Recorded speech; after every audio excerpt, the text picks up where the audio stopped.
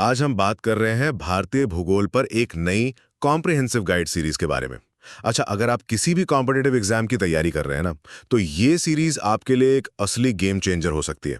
देखिए, ये भारत को सिर्फ नक्शों की तरह नहीं देखती, बल्कि एक लिविंग लेबोरेटरी मानती है। मतलब एक ऐसी जगह जहां आप भूगोल के सारे कॉन्सेप्ट्स को असल में काम करते हुए देख और समझ सकते हैं। तो इसमें ऐसा क्या है? पहली बात तो यह है कि इसका जो सिलेबस है वो एकदम जीरो से शुरू होकर सीधा एग्जाम लेवल तक जाता है। मतलब भारत की लोकेशन और मॉनसून जैसे बेसिक से लेकर कृषि, उद्योग और क्लाइमेट चेंज जैसे आज के जरूरी टॉपिक्स तक सब कुछ है इसमें। पर सिर्फ ये जानना कि क्या पढ़ना है काफी नहीं होता है ना। यहीं पर आता है दूसरा और मेरे हिसाब से सबसे इंपॉर्टेंट पॉइंट, कैसे पढ़ना है। देखिए, ये सीरीज सिर्फ किताबी ज्ञान पर फोकस नहीं करती, इसका पूरा जोर प्रैक्टिकल समझ बनाने पर है। आपको इसमें मैप्स मिलेंगे, रियल लाइफ एग्जाम्पल्स मिलेंगे और पिछले सालों के सवालों के पीछे का लॉजिक भी, ताकि आपकी विजुअल मेमोरी एकदम स्ट्रांग हो जाए। तो फिर इन सब का असली फायदा क्या है? यही आता है हमारा तीसरा और आखिरी पॉइंट। इसका फोकस बिल्कुल सीधा आपकी परीक्षा पर है। इसे एसएससी, रेलवे, यहां तक कि यूपीएससी जैसी परीक्षाओं के लिए एक वन स्टॉप सोल्यूशन की तरह बनाया गया है। मैप प्रैक्टिस पे इतना ज्यादा जोर है कि नदियां या नेशनल पार्क जैसे जो लोकेशन वाले सवाल आते हैं ना, आप उन्हें बहुत आसानी से सॉल्व कर लेंगे। तो कुल मिलाकर बात यह है कि यह सीरीज आपको रटने से बचाकर नक्शों और एक गहरी समझ के जरिए भारत का भूगोल सिखाती है। नमस्कार। आज हमारे सामने भारत के भूगोल से जुड़े कुछ बहुत दिलचस्प आंकड़े और तथ्य हैं। हाँ बिल्कुल। चलिए जरा इनकी गहराई में उतरते हैं और देखते हैं कि भारत की विशालता को समझने के लिए इनमें क्या खास है। शुरुआत करते हैं इसके साइज और आबादी से। हाँ करते हैं। तो देखिए, भारत का जो कुल एरिया है वो करीब 3.28 मिलियन वर्ग किलोमीटर है। 3.28 मिलियन, काफी बड़ा है। हाँ, सुनने में बड़ा लगता है, पर दुनिया की कुल जमीन का ये सिर्फ महज 2.4% ही है। अच्छा, सिर्फ 2.4%? हाँ, जी। और अगर आबादी की बात करें तो हम दुनिया में दूसरे नंबर पे आते हैं। दुनिया की करीब 17% आबादी यहीं भारत में रहती है। और एक बात और है ना कि भारत पुराने गोंडवाना लैंड का हिस्सा था। बिल्कुल सही। वो प्राचीन सुपर कॉन्टिनेंट जो लाखों साल पहले टूट गया था। खैर, ये तो हुई इतिहास की बात। अब आते हैं सीमाओं पर। जमीनी और समुद्री दोनों ही काफी लंबी हैं भारत की। हाँ, पहले जमीनी सरहद की बात करते हैं, स्थलीय सीमा जिसे कहते हैं। हाँ, तो ये जो जमीनी बॉर्डर है ये करीब 15,200 किलोमीटर लंबा है। बहुत लंबा। 15,200 किलोमीटर, और ये कई देशों से घिरा हुआ है ना? बिल्कुल, कई पड़ोसी देश हैं। और अगर लंबाई के हिसाब से देखें तो सबसे लंबी सीमा पता है किसके साथ है? चीन या पाकिस्तान? नहीं, यही तो इंटरेस्टिंग बात है। सबसे लंबी है बांग्लादेश के साथ, करीब 4,096 किलोमीटर। ओह, बांग्लादेश! ये वाकई चौंकाने वाला है। हाँ, बांग्लादेश के बाद फिर चीन का नंबर आता है, फिर पाकिस्तान जिसकी सीमा करीब 3323 किलोमीटर है। ओके, और पाकिस्तान के बाद? उसके बाद नेपाल है 1751 किलोमीटर, फिर म्यांमार 1643 किलोमीटर, फिर भूटान लगभग 699 किलोमीटर। और सबसे छोटी? सबसे छोटी सीमा अफगानिस्तान के साथ है, सिर्फ 106 किलोमीटर, जो अब लद्दाख वाले इलाके से जुड़ती है। ये जानना भी जरूरी होगा कि कौन से राज्य या यूटीज किस देश से लगते हैं। जैसे पाकिस्तान से कौन कौन जुड़ा है? हाँ, देखिए, पाकिस्तान की सीमा लगती है गुजरात से, राजस्थान, पंजाब, फिर जम्मू कश्मीर और लद्दाख जो अब यूटी है। ठीक है। और चीन के साथ? वो सीमा तो अक्सर खबरों में रहती है। हाँ, वो काफी महत्वपूर्ण है। चीन के साथ देखिए, लद्दाख यूटी है, फिर हिमाचल प्रदेश, उत्तराखंड, सिक्किम और पूर्व में अरुणाचल प्रदेश। अच्छा। और बांग्लादेश का आपने बताया सबसे लंबी सीमा है, तो उससे कौन से राज्य लगते हैं? बांग्लादेश से लगते हैं पश्चिम बंगाल, असम, मेघालय, त्रिपुरा और मिजोरम। ये 5 राज्य। अच्छा, कुछ ऐसे भी राज्य या यूटीज हैं जिनकी सीमाएं 3-3 देशों से मिलती हैं। ये तो बड़ी खास बात हुई। हाँ बिल्कुल है। 4 ऐसी जगह हैं। एक तो सिक्किम है जो नेपाल, भूटान और चीन तीनों से जुड़ा है। सिक्किम, ओके। फिर है अरुणाचल प्रदेश, वो भूटान, चीन और म्यांमार से। तीसरा है पश्चिम बंगाल, जो नेपाल, भूटान और बांग्लादेश से लगता है। पश्चिम बंगाल भी, अच्छा। और चौथा है लद्दाख यूटी, वो पाकिस्तान, अफगानिस्तान और चीन तीनों से सीमा साझा करता है। इनकी स्ट्रेटेजिक इंपॉर्टेंस बहुत ज्यादा है। ये तो बात हुई अंतर्राष्ट्रीय सीमाओं की। अब अगर भारत के अंदर देखें तो उत्तर प्रदेश का नाम आता है अक्सर। कि वो कई राज्यों से घिरा है। हाँ, बिल्कुल सही। उत्तर प्रदेश कुल 8 राज्यों और साथ में दिल्ली जो यूटी है, उससे अपनी सीमा शेयर करता है। 8 राज्य और एक यूटी। हाँ, जो कि सबसे ज्यादा है। इसीलिए वो राजनीतिक और ट्रांसपोर्ट के नजरिए से इतना अहम है। और दूसरी तरफ अगर सबसे कम की बात करें हाँ, तो सिक्किम है, जो सिर्फ पश्चिम बंगाल से जुड़ा है, और मेघालय जो सिर्फ असम से जुड़ा है। ये बस एक एक राज्य से ही लगते हैं। अच्छा, ये तो हो गई जमीनी सरहदों की बात। अब जरा समुद्री किनारों की तरफ चलते हैं। कोस्टलाइन भी तो काफी लंबी है भारत की। हाँ, बिल्कुल है। अगर हम आइलैंड्स को भी मिला लें, मतलब अंडमान निकोबार और लक्षद्वीप वगैरह, हाँ हाँ, तो टोटल कोस्टलाइन करीब 7,516.6 किलोमीटर है। 7,500 किलोमीटर से भी ज्यादा। जी। और अगर सिर्फ मेनलैंड की बात करें, मुख्य भूमि की, तो वो लगभग 6100 किलोमीटर है। और इस कोस्टलाइन पर कौन-कौन से राज्य और यूटीज हैं? गुजरात से शुरू होकर? हाँ, गुजरात, फिर महाराष्ट्र, गोवा, कर्नाटक, केरल, तमिलनाडु, आंध्र प्रदेश, उड़ीसा और पश्चिम बंगाल। ये तो राज्य हो गए। और यूटीज भी हैं। हाँ, यूटीज में अंडमान और निकोबार द्वीप समूह है, लक्षद्वीप है, दमन व दीव है और पुदुचेरी। इसमें सबसे लंबी कोस्टलाइन किस राज्य की है? वो गुजरात की है, करीब 1214 किलोमीटर। गुजरात, ओके। और सबसे छोटी? सबसे छोटी है गोवा की, सिर्फ 101 किलोमीटर। ये लंबे तटरेखा व्यापार के लिए, सुरक्षा के लिए, दोनों लिहाज से बहुत महत्वपूर्ण है। बिल्कुल। अब जरा भारत के लैटिट्यूड और लॉन्गिट्यूड विस्तार को समझते हैं, मतलब अक्षांश और देशांतर। हाँ, तो भारत का जो मुख्य भूभाग है वो 8 डिग्री 4 मिनट उत्तरी अक्षांश से शुरू होता है 8 डिग्री 4 मिनट नॉर्थ। और ऊपर 37 डिग्री 6 मिनट उत्तरी अक्षांश तक जाता है। ठीक है।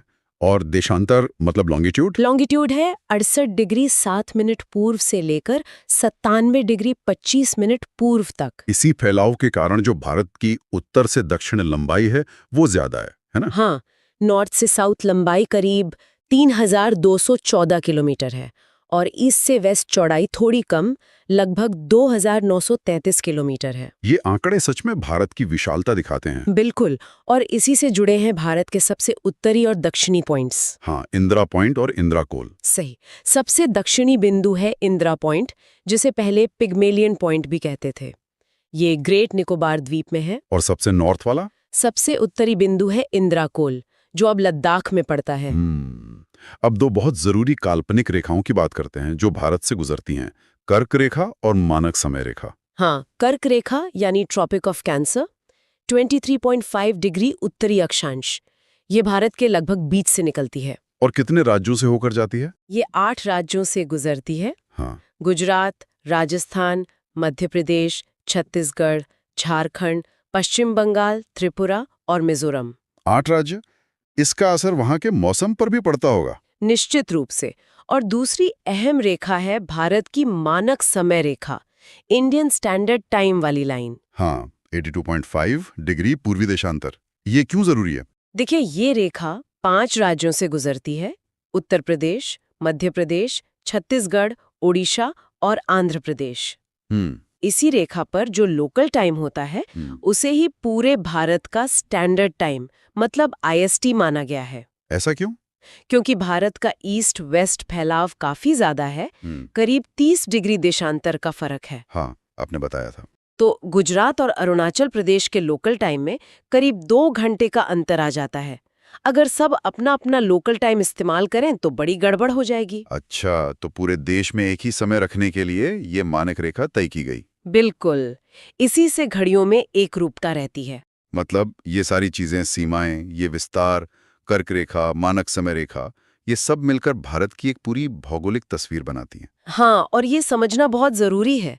ये विशाल बॉर्डर, ये लंबी कोस्टलाइन, ये लोकेशन, भारत के लिए इसके कई फायदे भी हैं और कुछ चुनौतियां भी। बिल्कुल, ये भारत की स्ट्रैटेजिक पोजीशन को भी तय करती है। सही कहा। तो ये सोचने वाली बात है कि भारत की इतनी लंबी तटरेखा और इतने सारे अलग-अलग मिजाज के पड़ोसी देशों के साथ सीमाओं के रणनीतिक, आर्थिक और शायद सांस्कृतिक मायने क्या हो सकते हैं, इस पर सोचिएगा जरूर।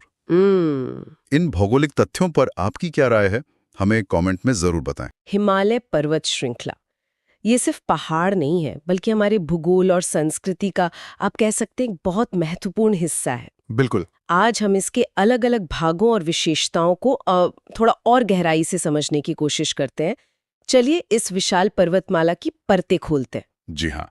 और देखिए, हिमालय भूवैज्ञानिक रूप से ना काफी नए हैं और संरचनात्मक रूप से ये वलित पर्वत हैं, मतलब फोल्ड माउंटेन्स। अच्छा, वलित पर्वत। हाँ, और दुनिया की कुछ सबसे ऊंची चोटियां भी यहीं पर हैं। ये समझना बड़ा दिलचस्प है कि इन्हें लंबाई और चौड़ाई दोनों हिसाब से कैसे बांटा गया है। हाँ, बिल्कुल। तो सबसे पहले उत्तर से दक्षिण की ओर जो फैली हैं इसकी मुख्य श्रेणियां, उन पर एक नज़र डालते हैं। ये समानांतर विस्तार समझना काफ़ी ज़रूरी है मेरे ख्याल से। एकदम सही। तो मुख्य रूप से अगर हम उत्तर से दक्षिण चलें तो 4 समानांतर श्रृंखलाएं दिखती हैं। 4 है, ओके। जी, सबसे उत्तर में है ट्रांस हिमालय। इसमें काराकोरम, लद्दाख और ज़ंस्कार श्रेणियां आती हैं। काराकोरम, लद्दाख, ज़ंस्कार, ठीक है। और एक खास बात इसमें यह है कि दुनिया की दूसरी सबसे ऊंची चोटी K2, मतलब गॉडविन ऑस्टिन, K2, हाँ। वो इसी काराकोरम श्रेणी में है, महान हिमालय में नहीं। ये कई बार कंफ्यूजन होता है। अच्छा, ये बहुत इंपॉर्टेंट पॉइंट है। K2 ट्रांस हिमालय में है। जी, और सियाचिन जैसे बड़े ग्लेशियर भी इसी ट्रांस हिमालय क्षेत्र में हैं। और जो सिंधु नदी है वो लद्दाख और ज़ंस्कार श्रेणियों के बीच से बहती है। अच्छा, सिंधु नदी इनके बीच से, ओके। तो ये हुआ ट्रांस हिमालय। उसके दक्षिण में फिर? इसके ठीक दक्षिण में आता है महान हिमालय। इसे हिमाद्री भी कहते हैं। हिमाद्री, हाँ, सुना है। ये सबसे ऊंची और सबसे निरंतर, मतलब बिना टूटी हुई कंटिन्यूअस श्रृंखला है। औसत ऊंचाई अंदाजा लगाइए लगभग 6000 मीटर। 6000 मीटर औसत, बाप रे। हाँ, और दुनिया की जो सबसे प्रसिद्ध चोटियां हैं जैसे माउंट एवरेस्ट, जिसे नेपाल में सागर माथा कहते हैं, सागर माथा, हाँ। कंचनजंगा सिक्किम में, नंदा देवी उत्तराखंड में, ये सब इसी हिमाद्री का हिस्सा हैं सारी बड़ी चोटियां यही हैं। ज्यादातर। और इसका जो कोर है, अंदरूनी हिस्सा, वो ग्रेनाइट का बना है, काफी मजबूत। अच्छा, ग्रेनाइट, ठीक है। और हिमाद्री के और दक्षिण में जाएं तो हिमाद्री के दक्षिण में फिर मिलता है लघु हिमालय। इसको हिमाचल भी कहा जाता है। हिमाचल हिमालय, ओके। इसकी ऊंचाई हिमाद्री से कम है, मतलब 37,000 से 4500 मीटर के बीच, मोटा मोटा। इसमें पीर पंजाल श्रेणी है जो लघु हिमालय की सबसे लंबी रेंज है। पीर पंजाल सबसे लंबी है लघु हिमालय में, ठीक है जी। इसके अलावा धौलाधार, महाभारत श्रेणियां, ये सब प्रमुख हैं। और जो खूबसूरत घाटियां हैं जैसे कश्मीर घाटी, कांगड़ा, कुल्लू, हाँ हाँ बिल्कुल। और हमारे हिल स्टेशंस शिमला, मसूरी, नैनीताल, ये सब इसी हिमाचल रेंज में आते हैं। वाह, मतलब घूमने फिरने की ज्यादातर पॉपुलर जगह इसी रेंज में है। बिल्कुल। और इसके बाद सबसे बाहरी, सबसे दक्षिण वाली श्रृंखला, सबसे दक्षिण में शिवालिक। एकदम सही, बाह्य हिमालय, जिसे शिवालिक कहते हैं। ये हिमालय के सबसे नई बनी हुई और सबसे कम ऊंची श्रृंखला है। औसत ऊंचाई बस 900 से 1100 मीटर के आसपास। बस इतनी? हाँ। 900 से 1100 मीटर? हाँ। और इसका निर्माण कैसे हुआ? जो नदियां ऊपर से बहकर आती है ना, वो अपने साथ बहुत सारा मलबा, अवसाद लाती हैं, मिट्टी, कंकड़, पत्थर। अच्छा, उन्हीं के जमने से ये बनी हैं। और ये अवसाद अभी पूरी तरह ठोस चट्टान नहीं बने हैं, मतलब असंपीड़ित हैं। ओहो, इसीलिए शायद यहाँ लैंडस्लाइड्स भी ज्यादा होते होंगे। बिल्कुल, ये क्षेत्र भूस्खलन के प्रति काफी संवेदनशील है। और एक और बात, लघु हिमालय और शिवालिक के बीच में ना कुछ लंबी सपाट घाटियां मिलती हैं। हाँ, उन्हें क्या कहते हैं? पश्चिम में इन्हें दून कहते हैं, जैसे देहरादून। अच्छा, देहरादून, हाँ। और पूर्व में इन्हें द्वार कहा जाता है। दून और द्वार, समझ गए। तो ये हो गई 4 परतें, उत्तर से दक्षिण, ट्रांस, हिमाद्री, हिमाचल और शिवालिक। जी हाँ। अब जरा पश्चिम से पूर्व की तरफ चलते हैं। सुना है नदियों ने भी इसे बांटा है, ये कैसे है? हाँ, ये भी एक बहुत महत्वपूर्ण तरीका है हिमालय को रीजनली समझने का। नदी घाटियों के आधार पर पश्चिम से पूर्व की ओर इसके मुख्य रूप से 4 क्षेत्रीय विभाजन हैं। 4 रीजनल डिविजन्स, ओके। पहला है पंजाब हिमालय। ये सिंधु नदी और सतलुज नदी के बीच का क्षेत्र है। इसे कई बार कश्मीर हिमालय या हिमाचल हिमालय भी कह देते हैं, इसी हिस्से को। सिंधु और सतलुज के बीच पंजाब हिमालय। ठीक है। दूसरा है कुमाऊं हिमालय। ये सतलुज नदी और काली नदी के बीच का हिस्सा है। सतलुज और काली के बीच कुमाऊं हिमालय। तीसरा है नेपाल हिमालय। ये काली नदी और तीस्ता नदी के बीच है और ये इन चारों में सबसे लंबा भाग है। सबसे लंबा नेपाल हिमालय, काली और तीस्ता के बीच। जी। और चौथा और सबसे पूर्वी भाग है असम हिमालय। ये तीस्ता नदी और दिहांग नदी यानी ब्रह्मपुत्र के बीच फैला है। तीस्ता और दिहांग ब्रह्मपुत्र के बीच असम हिमालय। वाह, मतलब सिंधु से लेकर ब्रह्मपुत्र तक नदियों ने कैसे इस विशाल पर्वतमाला को अलग-अलग पहचान दी है। बिल्कुल, ये विभाजन भी काफी महत्वपूर्ण है समझने के लिए। अच्छा, इस पूरे हिमालयी क्षेत्र में झीलें भी तो बहुत हैं, कुछ खास झीलें। हाँ, झीलें तो बहुत हैं।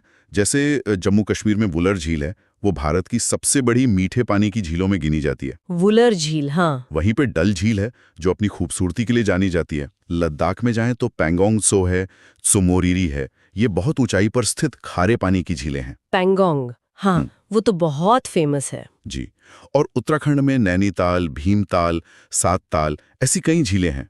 ये झीलें सिर्फ सुंदर ही नहीं हैं, बल्कि वहाँ के पर्यावरण, पर्यटन और जीवन के लिए बेहद जरूरी हैं। सही बात है।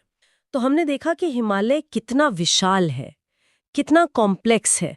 अलग अलग ऊंचाई वाली श्रृंखलाएं, सुंदर घाटियां, नदियां और फिर पश्चिम से पूर्व की अलग क्षेत्रीय विविधता। बिल्कुल, और ये सोचना भी जरूरी है कि ये पहाड़ भूवैज्ञानिक रूप से अभी भी आज भी सक्रिय हैं। हाँ। ये युवा पर्वत हैं। हाँ। और इनमें हलचल होती रहती है। ये लगातार ऊपर उठ रहे हैं। अच्छा, ये अभी भी एक्टिव है? जी हाँ, तो ये जो निरंतर गतिशीलता है, जो हलचल है, इसका इस क्षेत्र के पर्यावरण पर, जो कि काफी नाजुक है, और यहाँ रहने वाले करोड़ों लोगों के जीवन पर भविष्य में क्या असर पड़ सकता है, ये एक सोचने वाली बात है। हाँ, ये वाकई एक गहरा सवाल है। इस पर सोचना तो बनता है। इस बारे में आप सब क्या सोचते हैं? ये जो निरंतर बदलाव हो रहा है हिमालय में, इसका भविष्य क्या हो सकता है? सोचिएगा जरूर। तो चलिए, भारत के कुछ बेहद महत्वपूर्ण पर्वतीय दर्रों यानी माउंटेन पासेस की चर्चा करते हैं। हाँ, ये सिर्फ पहाड़ों को पार करने के रास्ते नहीं हैं, बल्कि हमारी कनेक्टिविटी, व्यापार और सामरिक सुरक्षा के लिए भी इनकी अहमियत बहुत ज्यादा है। बिल्कुल सही। और प्रतियोगी परीक्षाओं में भी इन पर अक्सर सवाल बनते हैं। बिल्कुल सही कहा। ये दर्रे असल में पहाड़ों के बीच, आप कह सकते हैं, कुदरती रास्ते होते हैं। हाँ। जो अलग अलग घाटियों और इलाकों को जोड़ते हैं। आज हम यही समझेंगे कि कौन सा दर्रा कहाँ है, किन जगहों को जोड़ता है और उसकी क्या खासियत है। जी। ये सारी बातें परीक्षाओं के नजरिए से जानना बहुत जरूरी है। तो शुरुआत उत्तर से करते हैं, जम्मू कश्मीर और लद्दाख। यहाँ कौन कौन से दर्रे सबसे अहम हैं? देखिए, जम्मू को श्रीनगर यानी कश्मीर घाटी से जोड़ने के लिए दो प्रमुख दर्रे हैं। हाँ। एक बनिहाल दर्रा, हाँ, जवाहर सुरंग वाला। जी हाँ, जहाँ जवाहर सुरंग बनी है। हाँ। और दूसरा है पीर पंजाल दर्रा। अच्छा। फिर कश्मीर घाटी को आगे गिलगित बाल्टिस्तान क्षेत्र से जोड़ने वाला वो ऐतिहासिक बुर्जिल दर्रा है। और लेह तक पहुंचने के लिए कश्मीर घाटी से लेह का रास्ता तो बहुत महत्वपूर्ण है। हाँ बिल्कुल, वो है जोजिला दर्रा। ये कश्मीर घाटी को लद्दाख की राजधानी लेह से जोड़ता है। और ये सामरिक रूप से बहुत ज्यादा महत्वपूर्ण है। भारी बर्फबारी के कारण ये अक्सर बंद रहता है। हाँ, सुना है, जिससे लद्दाख का संपर्क कट जाता है। जी, इसी क्षेत्र में काराकोरम दर्रा भी है। काराकोरम? हाँ, जिसे भारत का सबसे ऊंचा दर्रा माना जाता है। ये भारत को चीन से जोड़ता है, उस तरफ। अच्छा, और वो सबसे ऊंची मोटर योग्य सड़क वाला दर्रा कौन सा था? मैंने खारदुंगला के बारे में सुना था। हाँ, खारदुंगला दर्रा। ये लेह को नुब्रा घाटी और सियाचिन ग्लेशियर से जोड़ता है। जी। और कई सालों तक इसे दुनिया की सबसे ऊंची मोटर योग्य सड़क वाला दर्रा माना जाता था। पर अब नहीं है। नहीं, अब ये रिकॉर्ड उमलिंगला दर्रे के पास है। उमलिंगला? जी, उमलिंगला। ये पूर्वी लद्दाख में है। चिसुमले को डेमचोक से जोड़ता है। ये एक वाकई में बड़ी उपलब्धि है। ये जाना तो बहुत दिलचस्प है। चलिए, अब थोड़ा दक्षिण की ओर आते हैं, हिमाचल प्रदेश के दर्रों पर। यहाँ की क्या स्थिति है? हिमाचल प्रदेश में भी कई महत्वपूर्ण दर्रे हैं। सबसे प्रसिद्ध शायद रोहतांग दर्रा है। हाँ, रोहतांग तो बहुत फेमस है। जी, ये कुल्लू घाटी को लाहौल और स्पीति घाटियों से जोड़ता है। टूरिज्म और कनेक्टिविटी दोनों के लिए बहुत अहम है। और अब तो अटल टनल भी बन गई इसके नीचे। बिल्कुल, अटल टनल इसी दर्रे के नीचे बनी है, जिससे लाहौल घाटी अब लगभग साल भर जुड़ी रहती है। इसने तो वाकई सफर बहुत आसान कर दिया होगा। अच्छा, और लेह को जोड़ने वाला कोई और दर्रा हिमाचल में है? हाँ, बारालाचाला दर्रा। बारालाचाला? जी, ये मनाली लेह हाईवे पर पड़ता है। ये लाहौल क्षेत्र को लेह यानी लद्दाख से जोड़ता है। ये भी काफी ऊंचाई पर है, तो सर्दियों में बंद रहता है। ठीक है। इसके अलावा एक और बहुत महत्वपूर्ण दर्रा है, शिपकिला। शिपकिला, इसकी क्या खासियत है? शिपकिला इसलिए महत्वपूर्ण है क्योंकि इसी दर्रे से सतलुज नदी तिब्बत से भारत में प्रवेश करती है। अच्छा, सतलुज का प्रवेश द्वार। हाँ, कह सकते हैं। ये भारत चीन सीमा पर किन्नौर जिले में स्थित है। समझ गई। अब उत्तराखंड की ओर बढ़ते हैं। यहाँ भी तिब्बत सीमा से जुड़े दर्रे होंगे, है ना? जी हाँ, बिल्कुल। उत्तराखंड में 3 प्रमुख दर्रे हैं जो भारत को तिब्बत यानी चीन से जोड़ते हैं। कौन कौन से? माना दर्रा, नीति दर्रा और लिपुलेख दर्रा। माना, नीति, लिपुलेख। हाँ, ये तीनों ही कुमाऊं क्षेत्र में हैं और इनका इस्तेमाल कैलाश मानसरोवर यात्रा के लिए भी होता रहा है। लिपुलेख दर्रे का नाम मैंने ट्राई जंक्शन के संदर्भ में भी सुना है।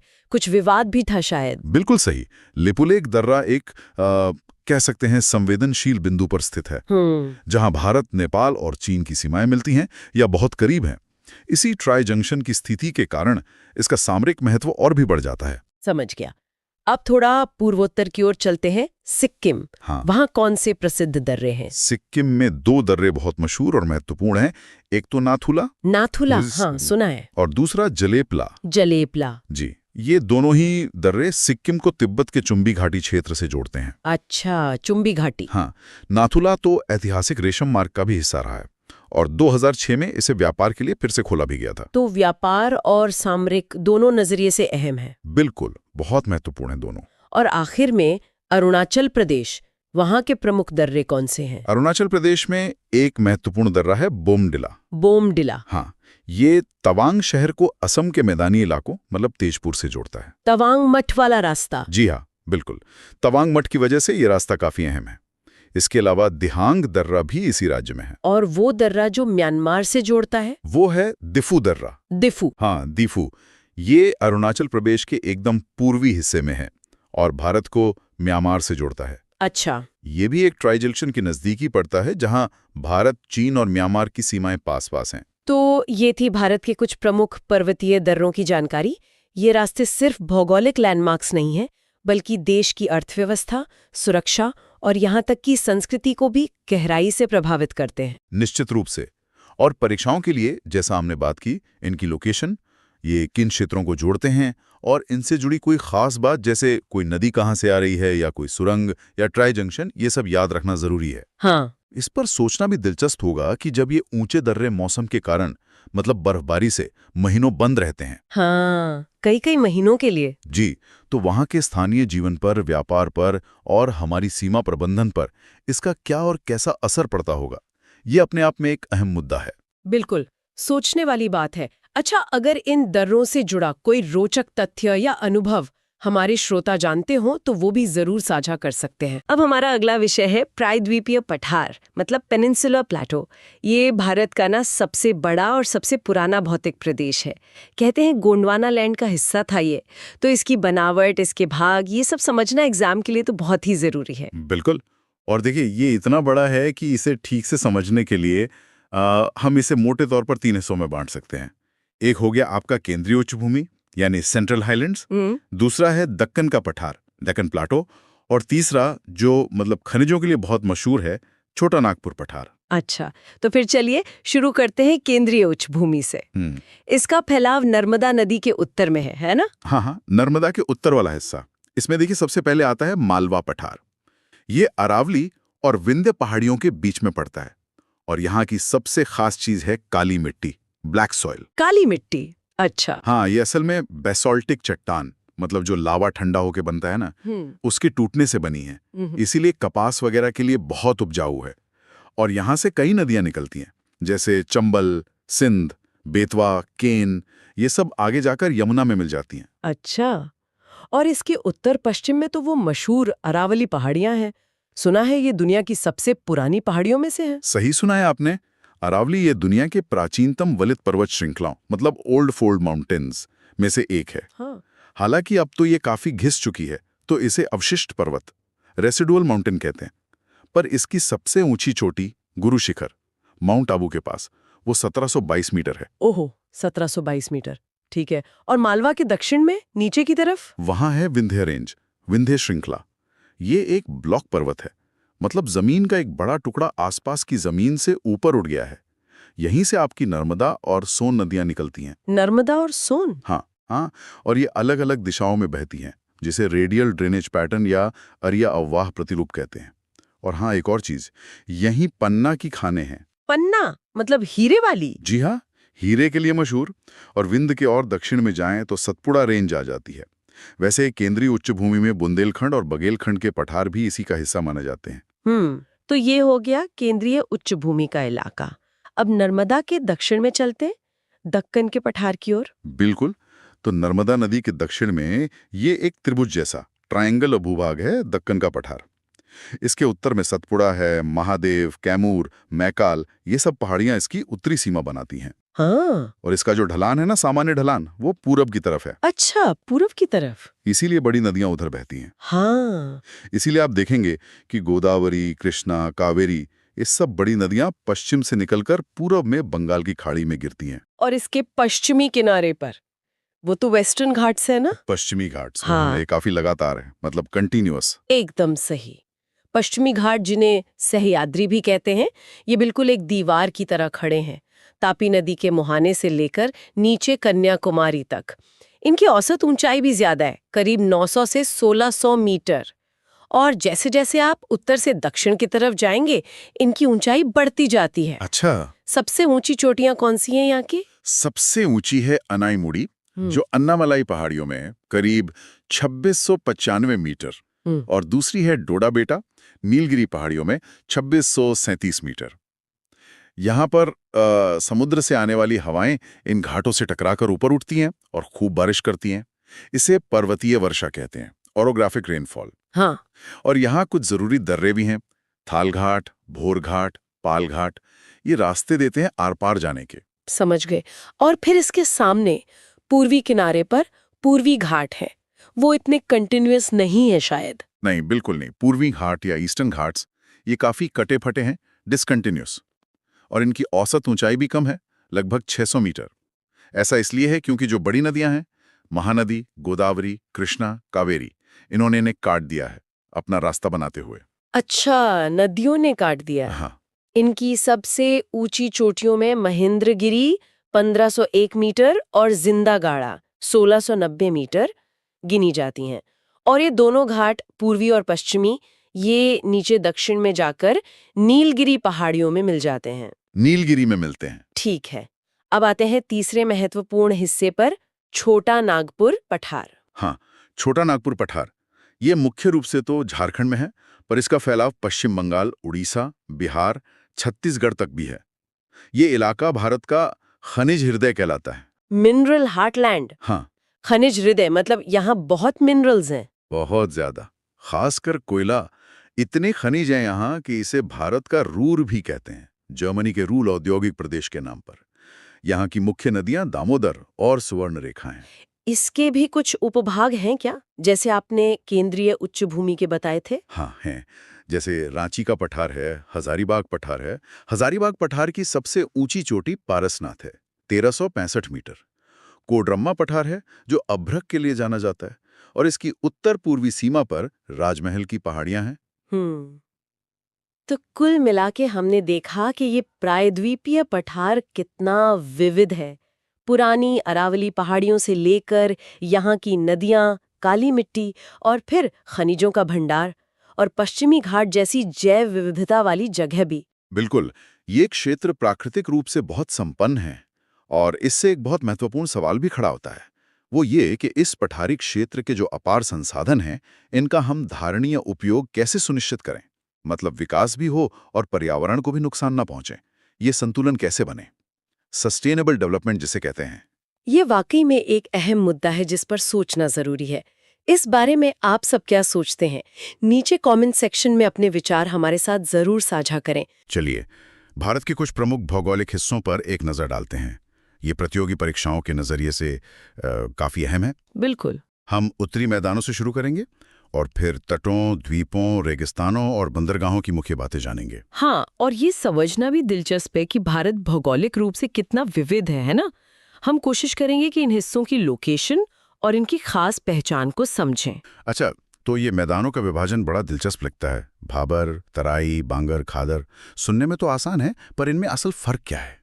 जैसे भाबर, जो हिमालय के बिल्कुल नीचे हैं। हाँ, तलहटी में। वहां नदियां जैसे कंकड़ पत्थरों में गायब सी हो जाती हैं। सही कहा। वो असल में गायब नहीं होती, बस पत्थरों के नीचे बहने लगती हैं। और फिर वही नदियां तराई क्षेत्र में, जो थोड़ा और दक्षिण में है, वहां फिर से सतह पर आ जाती हैं। अच्छा। हाँ, और इसीलिए वो इलाका दलदली, नम और घने जंगलों वाला बन जाता है। इसके बाद आते हैं बांगर और खादर। बांगर मतलब पुरानी जलोढ़ मिट्टी। ये नदी घाटी से थोड़ी ऊंची जमीन होती है जहां बाढ़ का पानी आमतौर पर नहीं पहुंचता। और खादर? खादर बिल्कुल नदी के पास का निचला इलाका है। यहाँ लगभग हर साल बाढ़ आती है। हाँ। और नई उपजाऊ मिट्टी की परत बिछ जाती है। ओ अच्छा, तो ये ज्यादा उपजाऊ है। बिल्कुल, इसीलिए खादर क्षेत्र खेती के लिए बहुत ही बेहतरीन माना जाता है। इसी खादर की बेजोड़ उर्वरता ने ही आप देखें तो उत्तर भारत को इतनी घनी आबादी वाला और कृषि प्रधान बनाया है। ये अंतर समझना कृषि के लिहाज से बहुत जरूरी है। बिल्कुल सही। अच्छा, मैदानों से आगे बढ़ते हैं तटों की तरफ। भारत की तटरेखा तो बहुत लंबी है। 9 राज्य और 4 केंद्र शासित प्रदेश इससे जुड़े हैं। हाँ जी, करीब 7,500 किलोमीटर से भी ज्यादा। पश्चिमी तट की बात करें तो वहां काठियावाड़, कोंकण और मालाबार तट हैं। एक खास बात यह है कि यहाँ नदियां डेल्टा नहीं बनाती, बल्कि क्या कहते हैं उसे, एस्चुरी, मतलब नदी का मुहाना, जहां वो सीधे समुद्र के खारे पानी में मिल जाती है बिना कोई डेल्टा बनाए। हाँ, एस्चुरी। और पश्चिमी तट की एक और खासियत है कयाल। कयाल? हाँ, बैकवाटर्स, जैसे केरल की वेम्बनाड और अष्टमुडी झीलें। ये असल में लेगून है। समुद्र का पानी जमीन में अंदर तक आ जाता है। पर्यटन के लिए भी ये बहुत मशहूर है। अच्छा। और पूर्वी तट? पूर्वी तट पर आपको उत्कल तट, ओडिशा, फिर उत्तरी सिरकार, आंध्रा, और कोरोमंडल तट, तमिलनाडु मिलेंगे। यहाँ पश्चिमी तट के उलट है। गोदावरी, कृष्णा, कावेरी जैसी बड़ी नदियां बहती हैं और समुद्र में मिलने से पहले विशाल उपजाऊ डेल्टा बनाती हैं। तो यहाँ डेल्टा बनते हैं? हाँ, बड़े बड़े डेल्टा। ये डेल्टा क्षेत्र भी कृषि के लिए, खासकर चावल की खेती के लिए बहुत महत्वपूर्ण है। और चिल्का झील, पुलकट झील जैसी बड़ी लेगून झीलें भी पूर्वी तट पर ही हैं। कमाल है, कितनी विविधता है सिर्फ तटों में ही। अब द्वीपों की ओर चलते हैं। बंगाल की खाड़ी में अंडमान और निकोबार द्वीप समूह। जी। यहाँ की सबसे ऊंची चोटी सैडल पीक है और पोर्ट ब्लेयर राजधानी है। सुना है भारत का एकमात्र सक्रिय ज्वालामुखी भी यही है। हाँ, बैरन द्वीप, वो एक सक्रिय ज्वालामुखी है। और ये भी याद रखने वाली बात है कि भारत का दक्षिणतम बिंदु इंदिरा पॉइंट वो ग्रेट निकोबार द्वीप में ही स्थित है। अच्छा। और एक और महत्वपूर्ण चीज, 10 डिग्री चैनल, ये अंडमान द्वीप समूह को निकोबार द्वीप समूह से अलग करता है। ये परीक्षाओं में अक्सर पूछा जाता है। ये जरूरी है। और हाँ, यहाँ जारवा, सेंटिनलीज जैसी कुछ बहुत ही प्राचीन जनजातियां भी रहती हैं। सोचिए, वो आज भी बाहरी दुनिया से लगभग अछूती हैं। सच में अद्भुत है। और दूसरी तरफ अरब सागर में? अरब सागर में है लक्षद्वीप। ये पूरी तरह से प्रवाल द्वीपों से बना है, मतलब कोरल आइलैंड्स। ये भारत का सबसे छोटा केंद्र शासित प्रदेश भी है। कोरल आइलैंड्स, वाह। हाँ। यहाँ का एक द्वीप है पिट्टी द्वीप, जिसे पक्षी अभयारण्य घोषित किया गया है। और यहाँ भी महत्वपूर्ण चैनल है। 8 डिग्री चैनल मिनी कॉय को मालदीव से अलग करता है और 9 डिग्री चैनल मिनी कॉय को बाकी लक्षद्वीप समूह से। बहुत जानकारीपूर्ण। द्वीपों के बाद चलिए भारत के पश्चिमी हिस्से यानी रेगिस्तान पर एक नजर डालते हैं। थार रेगिस्तान, ये मुख्य रूप से अरावली पहाड़ियों के पश्चिम में फैला है। बिल्कुल, यहाँ बारिश बहुत ही कम होती है, साल में 150 मिलीमीटर से भी कम। बहुत कम। इसी वजह से यहाँ की वनस्पति भी वैसी ही है, काटीली झाड़ियाँ वगैरह। और इस शुष्क जलवायु ने यहाँ कुछ अनोखी भू आकृतियाँ बनाई हैं, जैसे रेत के बड़े बड़े टीले, जिन्हें बालूका स्तूप कहते हैं। हाँ, वो तो देखे हैं तस्वीरों में। उनमें भी एक खास तरह के होते हैं बरखान, जो आधे चांद जैसे दिखते हैं। फिर हवा के कटाव से बनी चट्टानें हैं, छत्रक शिला, मतलब मशरूम जैसी दिखने वाली रॉक्स। और कहीं कहीं नखलिस्तान भी मिलते हैं, जहां थोड़ा पानी होता है और हरियाली दिख जाती है। ओएसिस जिसे कहते हैं। जैसी खारे पानी की बड़ी झीलें भी इसी रेगिस्तानी इलाके में है। और हाँ, एक बहुत महत्वपूर्ण पक्षी ग्रेट इंडियन बस्टर्ड, जो अब काफी संकटग्रस्त है, वो भी यहीं पाया जाता है। अच्छा, रेगिस्तान के बाद अब आते हैं बंदरगाहों पर। भारत की इतनी लंबी तटरेखा है, तो जाहिर है बंदरगाहों का महत्व तो होगा ही, व्यापार और सामरिक दृष्टि से भी। बिल्कुल, देश में 13 प्रमुख बंदरगाह हैं जिनका प्रबंधन केंद्र सरकार करती है। 13 मेजर पोर्ट्स। हाँ, और इनके अलावा 200 से भी ज्यादा छोटे या मध्यम दर्जे के बंदरगाह हैं जो राज्य सरकारों के अधीन काम करते हैं। और इन प्रमुख बंदरगाहों की अपनी अपनी खासियतें भी होंगी। जरूर। जैसे गुजरात का कांडला पोर्ट एक ज्वारीय बंदरगाह है, मतलब यहाँ जहाजों के आने जाने में ज्वार भाटे का इस्तेमाल होता है। मुंबई देश का सबसे बड़ा प्राकृतिक बंदरगाह है, बहुत व्यस्त रहता है। हाँ, मुंबई तो है ही। फिर मुंबई के पास ही JNPT, Jawaharlal Nehru port trust, जिसे नहावा शेवा भी कहते हैं, वो भारत का सबसे बड़ा कंटेनर बंदरगाह है। भारत का ज्यादातर कंटेनर ट्रैफिक यहीं से हैंडल होता है। यानी व्यापार के लिए बहुत अहम। बहुत ज्यादा। फिर दक्षिण में जाएं तो विशाखापट्टनम, ये सबसे गहरा लैंडलॉक्ड बंदरगाह है। और पूर्व में कोलकाता, वो हुगली नदी पर बना एक महत्वपूर्ण नदी बंदरगाह है। ये सब भारत की अर्थव्यवस्था और वैश्विक व्यापार की जीवन रेखाएं हैं, कह सकते हैं। तो हमने देखा भारत के अलग अलग भौगोलिक हिस्से कितने अनूठे और विविध हैं। मैदानों की अपनी उपजाऊ मिट्टी है, तटों की प्रकृति बिल्कुल अलग अलग है, द्वीपों की अपनी खासियतें हैं, रेगिस्तान का एक अलग ही रूप है और बंदरगाहों का अपना आर्थिक और सामरिक महत्व है। निश्चित रूप से। और ये विविधता सिर्फ भूगोल तक ही सीमित नहीं है ना? ये भारत की अर्थव्यवस्था, यहाँ की संस्कृति, लोगों के रहन सहन, सबको गहराई से प्रभावित करती है। यहाँ एक सोचने वाली बात ये उभरती है कि ये विभिन्न भौगोलिक क्षेत्र जो हैं, वो भारत की रणनीतिक स्थिति और इसके भविष्य के विकास को किस तरह और कितना प्रभावित करते हैं। ये एक बड़ा सवाल है। काफी गहरा सवाल है। इस पर दर्शक क्या सोचते हैं? अपने विचार कमेंट में जरूर बताएं। नमस्कार। चलिए आज भारत की जीवन रेखाओं पर थोड़ी गहराई से बात करते हैं। मतलब यहाँ की जो मुख्य नदी प्रणालियाँ हैं। ये विषय प्रतियोगी परीक्षाओं के लिहाज से देखें तो काफी जरूरी है।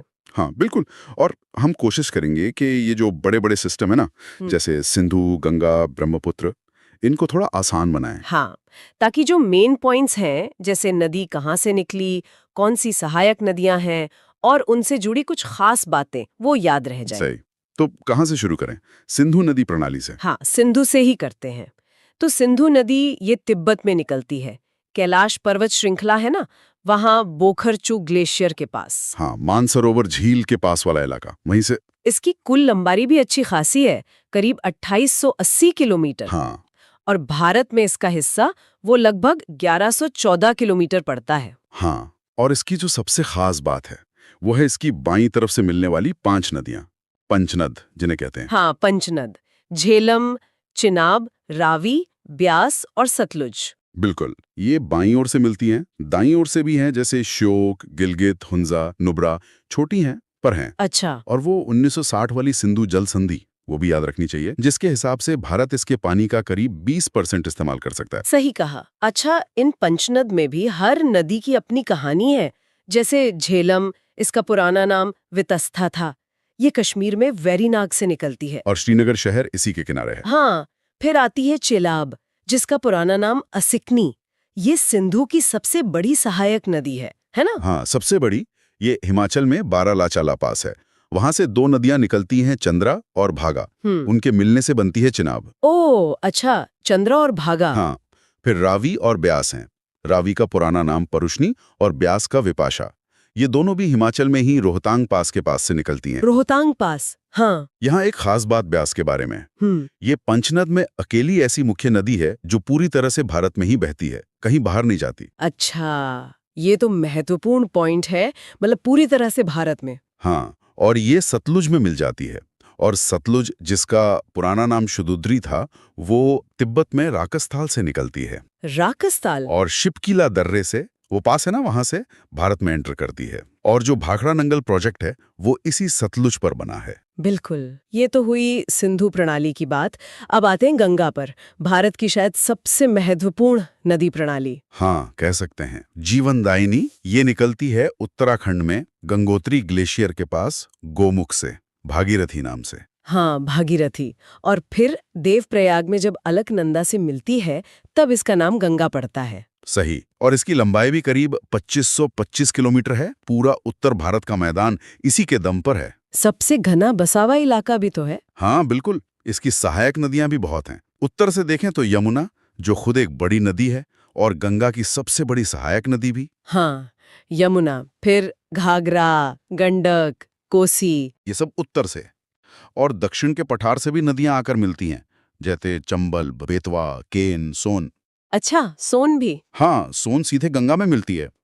और प्रयागराज का संगम तो खैर सांस्कृतिक रूप से कितना अहम है, गंगा, यमुना और कहते हैं पौराणिक सरस्वती का संगम। बिल्कुल। चलिए अब थोड़ा पूरब की तरफ चलते हैं।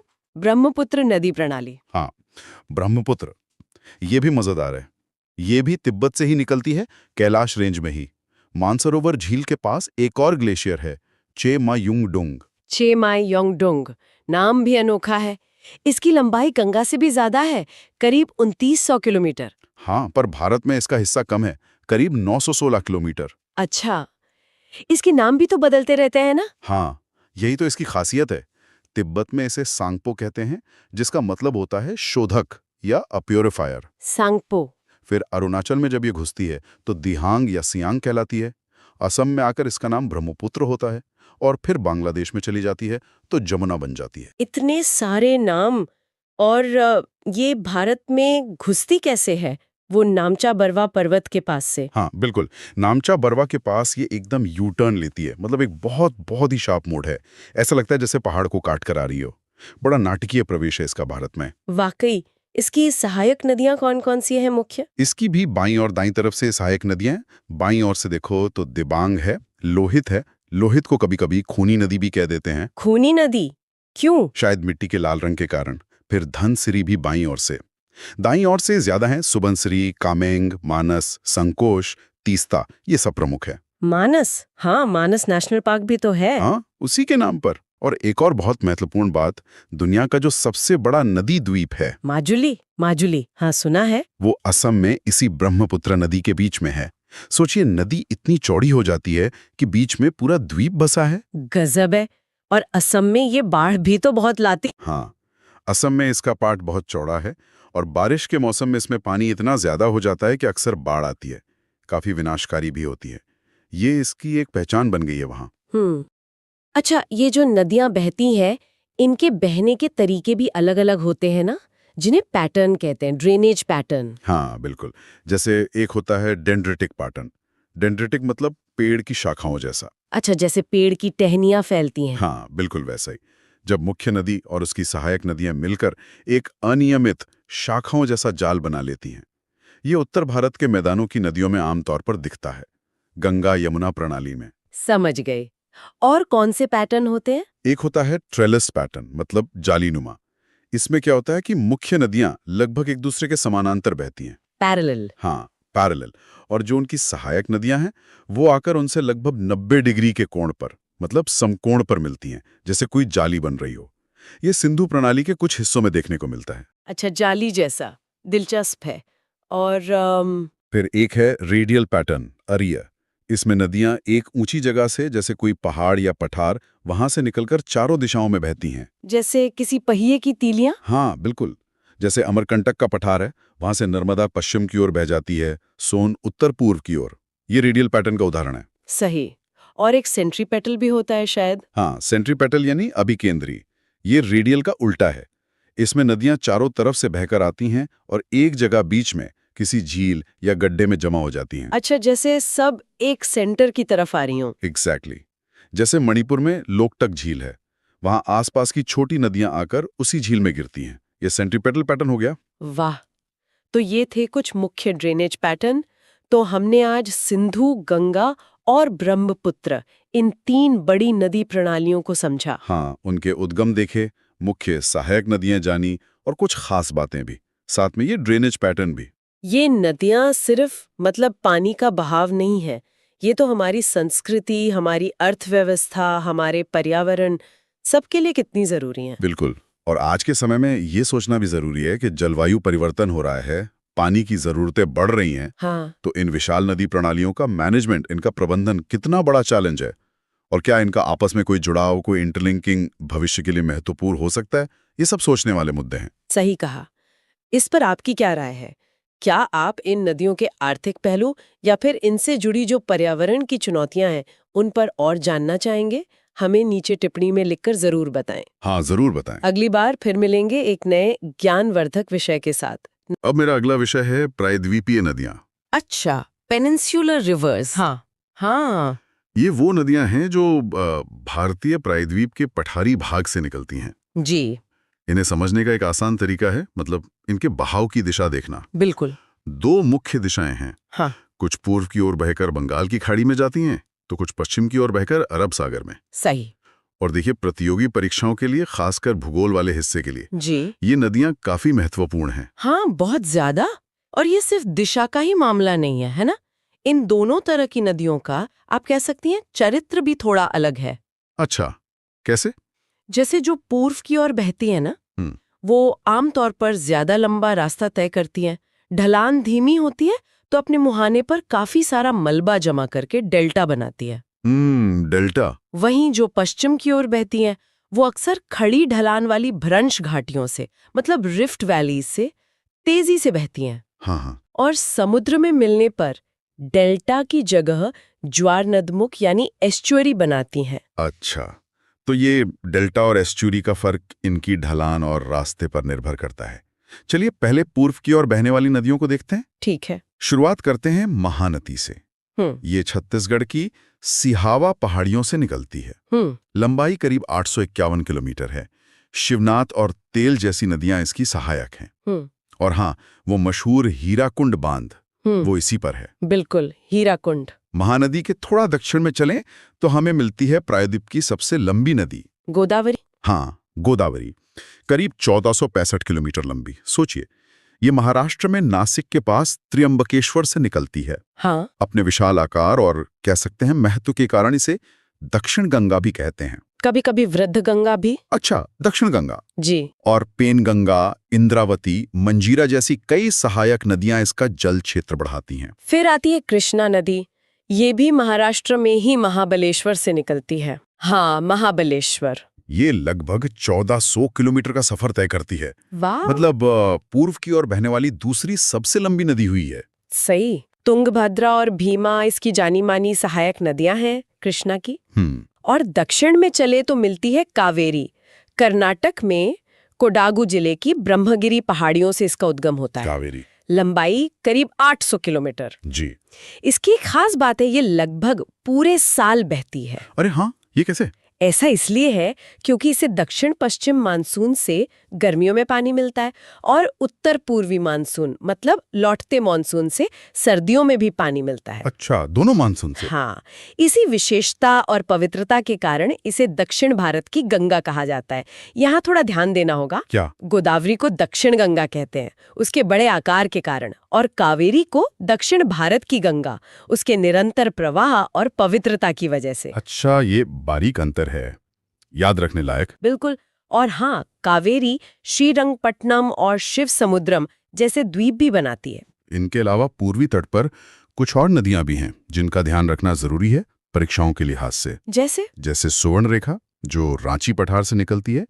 कहते हैं इसकी रेत में सोने के कण मिलते हैं। हाँ, सुना है। रोचक बात है ये तो। और हुंड्रू जलप्रपात भी इसी पर है। फिर ब्राह्मणी है जो राउरकेला के पास शंख और दक्षिण कोयल नदियों के मिलने से बनती है। पेन्नार कर्नाटक की नंदी पहाड़ियों से निकलती है और वैगई तमिलनाडु की वरुसंद पहाड़ियों से, जिसके किनारे मदुरै शहर बसा है। सही। तो ये तो हुई पूर्व की ओर बहने वाली। अब रुख करते हैं पश्चिम की ओर बहने वाली नदियों का। हाँ, पश्चिम वाली। जैसा हमने शुरू में कहा था, ये अक्सर भ्रंश घाटियों यानी रिफ्ट वैली में बहती हैं और एस्चुरी बनाती है। ये घाटियां इन्हें पश्चिम की ओर एक सीधा और कह सकते हैं तेज ढलान वाला रास्ता देती हैं। इनमें सबसे प्रमुख नाम है नर्मदा का। बिल्कुल, नर्मदा। पहाड़ों के बीच बनी एक भ्रंश घाटी से होकर गुजरती है। जी। जबलपुर के पास इसका धुआंधार जलप्रपात बहुत प्रसिद्ध है। हाँ, धुआंधार देखने लायक जगह है। और सरदार सरोवर बांध भी इसी नदी पर बना है। तवा इसकी एक महत्वपूर्ण सहायक नदी है। नर्मदा की तरह ही एक और नदी है जो भ्रंश घाटी से पश्चिम की ओर बहती है। वो है तापी, जिसे ताप्ती भी कहते हैं। हाँ, ताप्ती। ये मध्य प्रदेश के बैतूल जिले में मुल्ताई से निकलती है और करीब 724 किलोमीटर लंबी है। नर्मदा के दक्षिण में लगभग उसके समानांतर बहती है। उकाई बांध इसी नदी पर है। पूर्णा इसकी मुख्य सहायक नदी है। और कुछ अनोखी नदियां भी हैं। पश्चिम प्रवाह वाली, जैसे साबरमती। हाँ, साबरमती। ये राजस्थान की अरावली से निकलकर गुजरात होते हुए खंबात की खाड़ी में गिरती है। और माही नदी, माही की क्या बात है। ये मध्य प्रदेश के विंध्य पहाड़ों से निकलती है और कर्क रेखा को 2 बार काटती है। ये तथ्य परीक्षाओं में अक्सर पूछा जाता है। हाँ, ये बहुत महत्वपूर्ण है। माही नदी कर्क रेखा को 2 बार काटती है। ये भी खंबात की खाड़ी में ही गिरती है। बिल्कुल। एक और बेहद खास नदी है लूनी। लूनी, हाँ, ये तो रेगिस्तान वाली है ना? बिल्कुल। ये अरावली में पुष्कर घाटी से तो निकलती है, पर समुद्र तक पहुंच ही नहीं पाती। अरे, हाँ, करीब 495 किलोमीटर बहने के बाद गुजरात में कच्छ के रण में ही विलीन हो जाती है। ये खारी नदी है और थार रेगिस्तान से बहने वाली एकमात्र मुख्य नदी है। कमाल है, मतलब समुद्र तक पहुंचने से पहले ही खत्म। जी। इनके अलावा पश्चिम तट पर गोवा में मांडवी और जुआरी नदियां हैं। केरल में पेरियार है, जो केरल की सबसे लंबी नदी है, और भरतपुझा भी है। और कर्नाटक में शरावती नदी, जिस पर भारत का मशहूर जोग या गरसोप्पा जलप्रपात है। ये सब भी पश्चिम की ओर बहने वाली महत्वपूर्ण नदियां हैं। तो ये था मतलब प्रायद्वीपीय नदियों का एक संक्षिप्त खाका। परीक्षाओं के लिए इनका उद्गम स्थल, मुख्य सहायक नदियां, लंबाई का एक अंदाजा या क्रम, और खास बातें। हाँ, जैसे कौन डेल्टा बनाती है, कौन एस्चुरी। बिल्कुल, कौन भ्रंश घाटी में बहती है या किस पर कौन सा महत्वपूर्ण जलप्रपात या बांध है, ये सब समझना और याद रखना जरूरी है। बिल्कुल। ये नदियां सिर्फ पानी के स्रोत या नक्शे पर खींची लकीरें नहीं हैं। सही बात है। ये तो भारत के भूगोल, यहाँ की संस्कृति और अर्थव्यवस्था की सही मायनों में जीवन रेखाएं हैं। सोचिए, इनके बिना हमारा जीवन कैसा होता। इनके संरक्षण और इनके पारिस्थितिक संतुलन को बनाए रखने पर विचार करना हम सबके लिए कितना जरूरी है। बहुत जरूरी है। इस विषय पर आप क्या सोचते हैं, या कोई सवाल है जो आपके मन में आया हो इस चर्चा के दौरान, हमें कमेंट्स में जरूर बताइएगा। अब मेरा अगला विषय है भारत के प्रमुख बांध, जलप्रपात और ऊर्जा संयंत्र। ये विषय प्रतियोगी परीक्षाओं, खासकर एसएससी, यूपीएससी और राज्य सिविल सेवाओं के लिए बहुत महत्वपूर्ण है। हाँ, बिल्कुल। अक्सर इनसे जुड़े तथ्य सीधे पूछ लिए जाते हैं, तो चलिए इन्हें थोड़ा गहराई से समझते हैं। हाँ, और हमारा मकसद सिर्फ तथ्यों को रटना नहीं है, बल्कि उनके पीछे का जो महत्व है या उनसे जुड़ी खास बातें, उनको समझना है। सही। हम भारत के कुछ अहम जलप्रपातों, बड़े बांधों, प्रमुख पनबिजली परियोजनाओं और हाँ, परमाणु ऊर्जा संयंत्रों पर भी नजर डालेंगे, ताकि जानकारी आसानी से याद रहे। बढ़िया। तो शुरुआत करते हैं भारत के शानदार जलप्रपातों से। सबसे ऊंचा जलप्रपात है कर्नाटका में वाराही नदी पर कुंचिकल जलप्रपात। जी। इसकी ऊंचाई लगभग 455 मीटर है। काफी ऊंचाई है ये। हाँ, बहुत ऊंचा है। और दूसरे नंबर पर आता है ओडिशा का बारीपानी जलप्रपात, बुदबलांगा नदी पर। वो करीब 399 मीटर ऊंचा है। अच्छा, 399 मीटर। हाँ, ये ऊंचाई वाले तथ्य अक्सर सीधे सवाल बन जाते हैं। बिल्कुल। और अगर चौड़ाई की बात करें तो शायद छत्तीसगढ़ में इंद्रावती नदी पर चित्रकूट जलप्रपात। हाँ, वही। उसकी विशालता के कारण उसे भारत का न्यागरा भी कहते हैं। काफी चौड़ा है वो। सही। यहाँ पर कर्नाटक में शरावती नदी पर बने जोग या गैरसोप्पा जलप्रपात का जिक्र भी जरूरी है। हाँ हाँ, जोग फॉल्स, उसे महात्मा गांधी जलप्रपात भी कहते हैं शायद। बिल्कुल। और ये दुनिया के सबसे ऊंचे प्लंज वाटरफॉल्स में से है। प्लंज मतलब पानी काफी ऊंचाई से बिना चट्टान के संपर्क में आए वो सीधा नीचे गिरता है, एक धार में। अच्छा, समझा। इनके अलावा गोवा कर्नाटक सीमा पर मांडवी नदी का दूध सागर, वो भी काफी फेमस है। हाँ, दूध सागर। और झारखंड में सुवर्ण रेखा नदी पर हुंड्रू। हाँ। और मध्य प्रदेश में नर्मदा पर वो संगमरमर की चट्टानों के बीच धुआंधार। जी, धुआंधार। और एक और महत्वपूर्ण है, कर्नाटक में कावेरी नदी पर शिव समुद्रम। हाँ, शिव समुद्रम तो ऐतिहासिक रूप से भी खास है। शायद यहीं पर एशिया का पहला जल विद्युत स्टेशन लगा था 1902 में। सही कहा, बिल्कुल। ये जानना दिलचस्प है कि हमने इतनी जल्दी 1902 में ही जल शक्ति का उपयोग बिजली बनाने में शुरू कर दिया था। बिल्कुल। अच्छा, तो जलप्रपातों से आगे बढ़कर अब बांधों की बात करते हैं। बांध सिर्फ पानी रोकने के लिए नहीं होते हैं ना? नहीं नहीं, बिल्कुल नहीं। ये सिंचाई के लिए, बिजली बनाने के लिए और हाँ, बाढ़ नियंत्रण जैसे कई मकसदों को पूरा करते हैं। जी। तो भारत का सबसे ऊंचा बांध कौन सा है और उसकी क्या खासियत है? वो है उत्तराखंड में भागीरथी और भिलंगना नदियों के संगम पर बना टिहरी बांध। टिहरी, हाँ। ये भारत का सबसे ऊंचा लगभग 260.5 मीटर्स और दुनिया के भी सबसे ऊंचे बांधों में गिना जाता है। अच्छा, और ये एक अर्थफिल बांध है। अर्थफिल मतलब मिट्टी और पत्थर से बना हुआ। हाँ, मिट्टी और पत्थर से। ये इसे भूकंपीय क्षेत्रों के लिए ज्यादा स्थिर बनाता है, ऐसा मानते हैं। इसका जो जलाशय है वो भी बहुत बड़ा है। टिहरी झील या स्वामी रामतीर्थ सागर कहते हैं उसे। और सबसे लंबा बांध वो तो शायद ओडिशा में महानदी पर है, हीराकुंड। जी हाँ, हीराकुंड बांध। लंबाई में तो उसका कोई मुकाबला नहीं।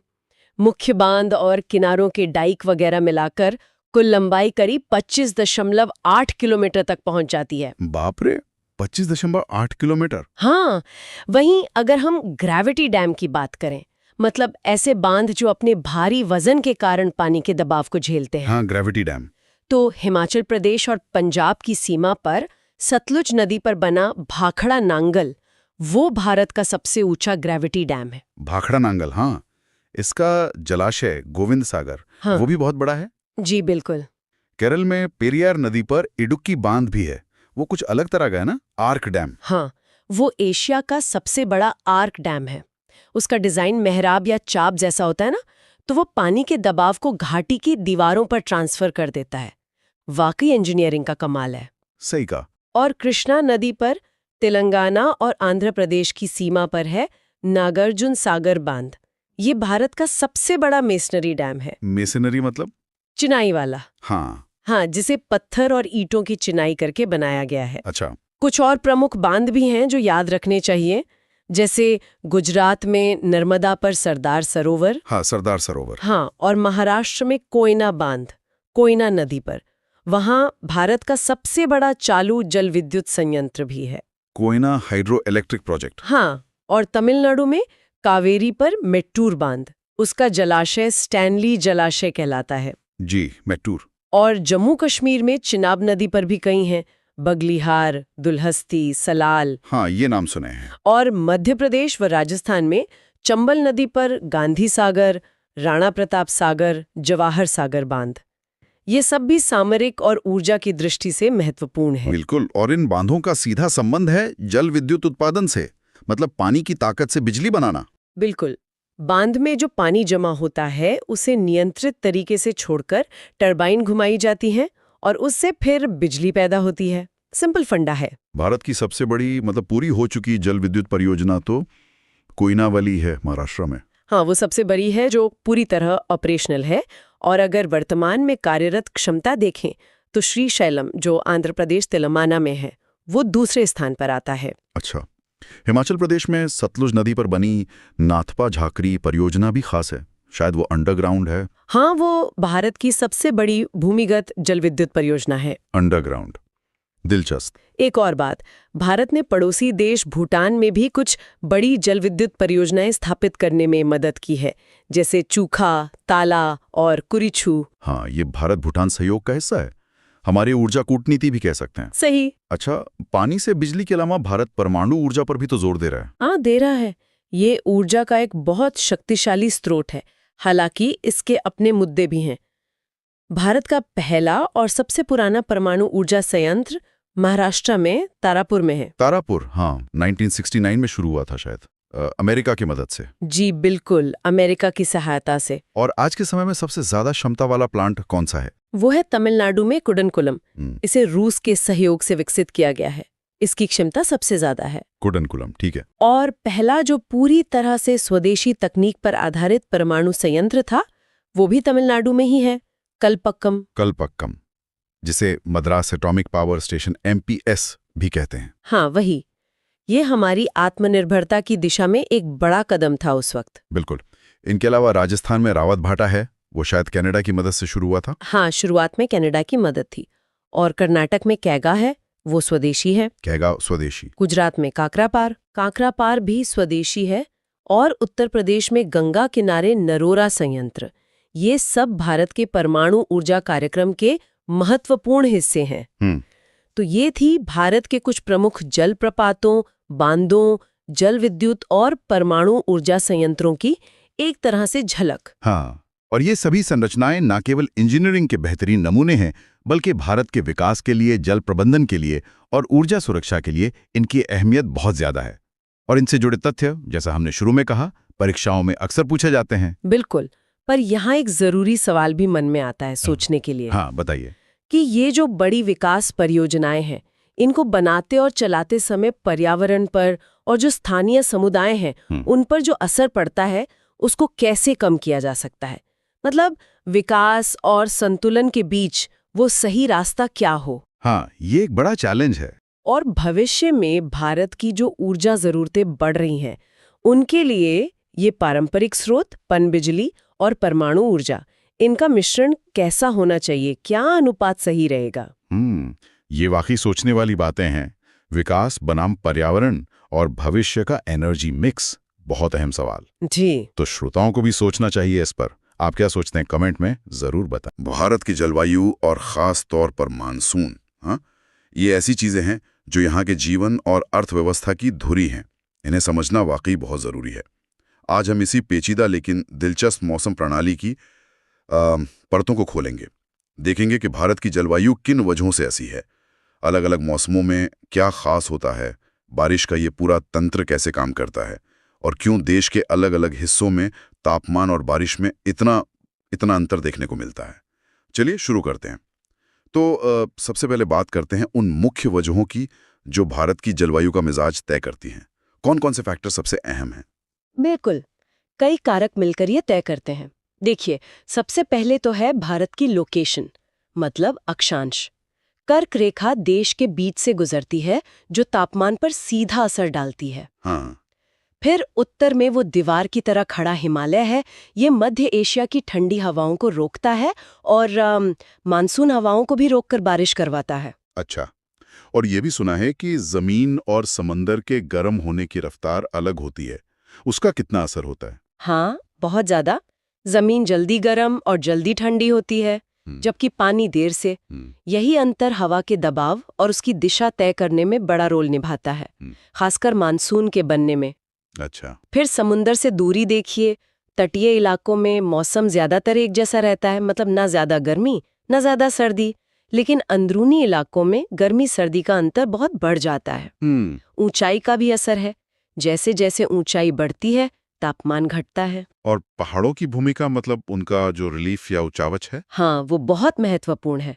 पहाड़ हवा के रास्ते में आते हैं और बारिश के पैटर्न को तय करते हैं, जैसे पश्चिमी घाट। इसके साथ ही ऊपरी हवा का बहाव, जिसमें जेट स्ट्रीम और पश्चिमी विक्षोभ शामिल हैं, ये खासकर सर्दियों में उत्तर भारत के मौसम को काफी प्रभावित करते हैं। पश्चिमी विक्षोभ, हाँ। और हाँ, अल्नीनो और लानीना जैसी घटनाओं को नहीं भूलना चाहिए। उनका असर मानसून की ताकत पर पड़ता है। ठीक है, तो ये तो हो गए जलवायु को प्रभावित करने वाले मुख्य कारक। अब भारत के जो मुख्य मौसम हैं और उनकी खासियतें, उन्हें समझना जरूरी है, खासकर परीक्षा के नजरिए से। बिल्कुल, मोटे तौर पर हम 4 मौसम देखते हैं। पहले शीत ऋतु। इस समय हवाएं जमीन से समुद्र की ओर चलती हैं। यह है उत्तर पूर्वी मानसून। मौसम आमतौर पर साफ रहता है, ठंडा और सूखा। इसी दौरान पश्चिमी विक्षोभ उत्तर पश्चिम भारत में बारिश और पहाड़ों पर बर्फबारी लाते हैं। और गर्मियों में मानसून से ठीक पहले भी तो कुछ बारिश होती है ना? हाँ, उन्हें मानसून पूर्व बौछारें कहते हैं। ये स्थानीय तौर पर काफी अहम है। जैसे बंगाल और असम में काल बैशाखी आती है, गरज चमक के साथ बारिश होती है, जो चाय, जूट, चावल के लिए अच्छी है। अच्छा। दक्षिण में केरल में फूलों वाली बौछारें हैं, जो कॉफी के फूल खिलने में मदद करती है। और आम्रवर्षा भी है केरल कर्नाटक में, जो आमों को जल्दी पकने में मदद करती है। लेकिन हाँ, इसी समय उत्तर भारत में वो गर्म सूखी लू भी चलती है। हाँ, लू। और फिर आता है असली मानसून का मौसम। बिल्कुल, दक्षिण पश्चिम मानसून, या जिसे वर्षा ऋतु कहते हैं, गर्मी में सूरज के उत्तर की ओर बढ़ने से ITCZ, वो इंटरट्रॉपिकल कन्वर्जेंस जोन, ITCZ, हाँ, वो खास पट्टी जहां हवाएं मिलती हैं, वो गंगा के मैदानों की तरफ खिसक आती है।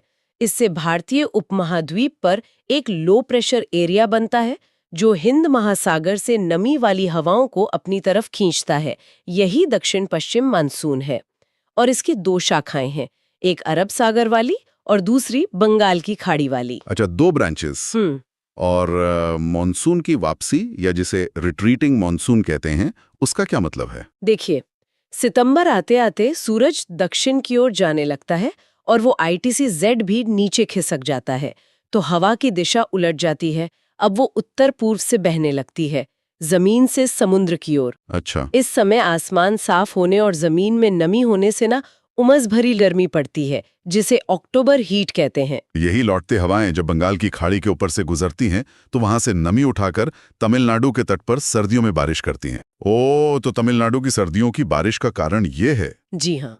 ये तो मौसम का चक्र हुआ। अब जरा ये समझाएं कि बारिश होती कैसे है, मतलब ये पूरा रेन बेयरिंग सिस्टम काम कैसे करता है? देखिए, दक्षिण पश्चिम मानसून की जो अरब सागर शाखा है, वो जब पश्चिमी घाट से टकराती है तो उसके पश्चिमी ढलानों पर, मतलब विंडवार्ड साइड पर जबरदस्त बारिश करती है। लेकिन पहाड़ के दूसरी तरफ यानी पूर्वी ढलान पर हवा नीचे उतरती है, गर्म होती है और नमी कम हो जाती है, तो वहां कम बारिश होती है। इसे वृष्टि छाया क्षेत्र या रेन शैडो एरिया कहते हैं। अच्छा, रेन शैडो एरिया। हाँ, और जो बंगाल की खाड़ी वाली शाखा है, वो पहले उत्तर पूर्व भारत में भारी बारिश करती है, जैसे मेघालय में। फिर वो हवाएं हिमालय के सहारे सहारे पश्चिम की ओर मुड़ जाती हैं और गंगा के मैदानों में आगे बढ़ती हैं। जैसे जैसे वो पश्चिम की ओर जाती हैं, उनकी नमी कम होती जाती है, तो बारिश भी कम होती जाती है। और राजस्थान में कम बारिश क्यों होती है? वो सूखा क्यों नहीं जाता है? उसकी मुख्य वजह है अरावली पहाड़ियों की दिशा। अच्छा। वो पहाड़ियां मॉनसून हवाओं के लगभग समानांतर पड़ती हैं, तो हवाएं बिना किसी खास रुकावट के उनके बगल से आगे निकल जाती हैं, इसलिए वहां ज्यादा बारिश नहीं हो पाती। समझ गया। तो ये तो साफ है कि पूरे देश में तापमान और बारिश बिल्कुल एक जैसी नहीं है। इस अंतर की खास वजह क्या है? वही कारक जो हमने शुरू में डिस्कस किए थे, वो सब मिलकर ये अंतर पैदा करते हैं। समुद्र से दूरी बहुत मायने रखती है। तटों पर समकारी जलवायु होती है, जबकि अंदरूनी इलाकों में महाद्वीपीय या विषम जलवायु, मतलब गर्मियों में बहुत गर्मी, सर्दियों में बहुत सर्दी। हाँ। और बारिश का बंटवारा भी बहुत असमान है। एक तरफ पश्चिमी घाट और उत्तर पूर्व में मौसिनराम जैसी जगह हैं, जहां दुनिया में सबसे ज्यादा बारिश रिकॉर्ड होती है, तो दूसरी तरफ पश्चिमी राजस्थान और लद्दाख जैसे इलाके हैं, जो लगभग सूखे रेगिस्तान जैसे हैं। ये सब समुद्र से दूरी, हवा की दिशा और पहाड़ों की स्थिति का मिला जुला नतीजा है। तो हमने देखा कि भारत की मानसून प्रणाली कितनी जटिल, कितनी गतिशील है। ये कई फैक्टर से चलती है और पूरे देश की जलवायु, खेती और जीवन पर गहरा असर डालती है। बिल्कुल। और अब सोचने वाली बात यह है, खासकर आज के समय में, कि जलवायु परिवर्तन के इस दौर में मॉनसून का पैटर्न कैसे बदल रहा है। भविष्य में इन बदलावों का अंदाजा लगाना और उनके हिसाब से, मतलब उनके अनुकूल ढालना, ये भारत के लिए एक बड़ी चुनौती भी है और ज़रूरत भी। ये सोचना ज़रूरी है कि ये बदलते पैटर्न हमारे पानी के स्रोतों और हमारी खेती पर आगे चलकर क्या असर डाल सकते हैं। अब हमारा अगला विषय है भारत में वनस्पति और वनों के प्रकार। हाँ। भारत की जो भौगोलिक और जलवायु विविधता है, वो यहाँ बहुत ही अद्भुत किस्म के जंगलों को जन्म देती है। बिल्कुल। ये वन न सिर्फ हमारे पर्यावरण के लिए जरूरी हैं, बल्कि इनसे जुड़ी जानकारी, देखिए, कई प्रतियोगी परीक्षाओं के लिए भी काफी महत्वपूर्ण होती है। सही बात है। एसएससी, यूपीएससी, स्टेट पीसीएस, सब में पूछा जाता है। तो चलिए आज भारत के जो प्रमुख वन हैं, उनकी थोड़ी गहराई में उतरते हैं। हाँ बिल्कुल। देखिए, भारत के वनों को हम मुख्य रूप से उनकी विशेषताओं के आधार पर बांट सकते हैं। अच्छा। मोटे तौर पर कहें तो 5 प्रमुख प्रकार हैं। 5 प्रकार कौन कौन से? उष्णकटिबंधीय सदाबहार वन, हाँ। फिर उष्णकटिबंधीय पर्णपाती वन, उष्णकटिबंधीय कांटेदार वन, पर्वतीय वन और 5वें हैं मैंग्रोव वन। ओके। और हर वन प्रकार जो है वो वहाँ की बारिश, तापमान, मिट्टी, इन सब के हिसाब से मतलब अपनी एक अलग पहचान रखता है। तो शुरुआत सदाबहार वनों से करते हैं। सदाबहार नाम से ही लगता है कि ये हमेशा हरे भरे रहते होंगे। हाँ, ये सही है। इनको एवरग्रीन फॉरेस्ट्स भी कहते हैं, जैसा आपने कहा। हाँ, ये उन गर्म और आर्द्र इलाकों में मिलते हैं जहाँ साल भर में 200 सेंटीमीटर से भी ज्यादा भारी बारिश होती है। 200 सेंटीमीटर से ज्यादा? काफी ज्यादा। जी। और तापमान भी अच्छा खासा, मतलब 25-27 डिग्री सेल्सियस के आसपास रहता है। खास बात यह है कि यहाँ पेड़ों के पत्ते गिरने का कोई एक तय मौसम नहीं होता, इसीलिए ये साल भर हरे दिखते हैं। अच्छा, इसीलिए सदाबहार। हाँ।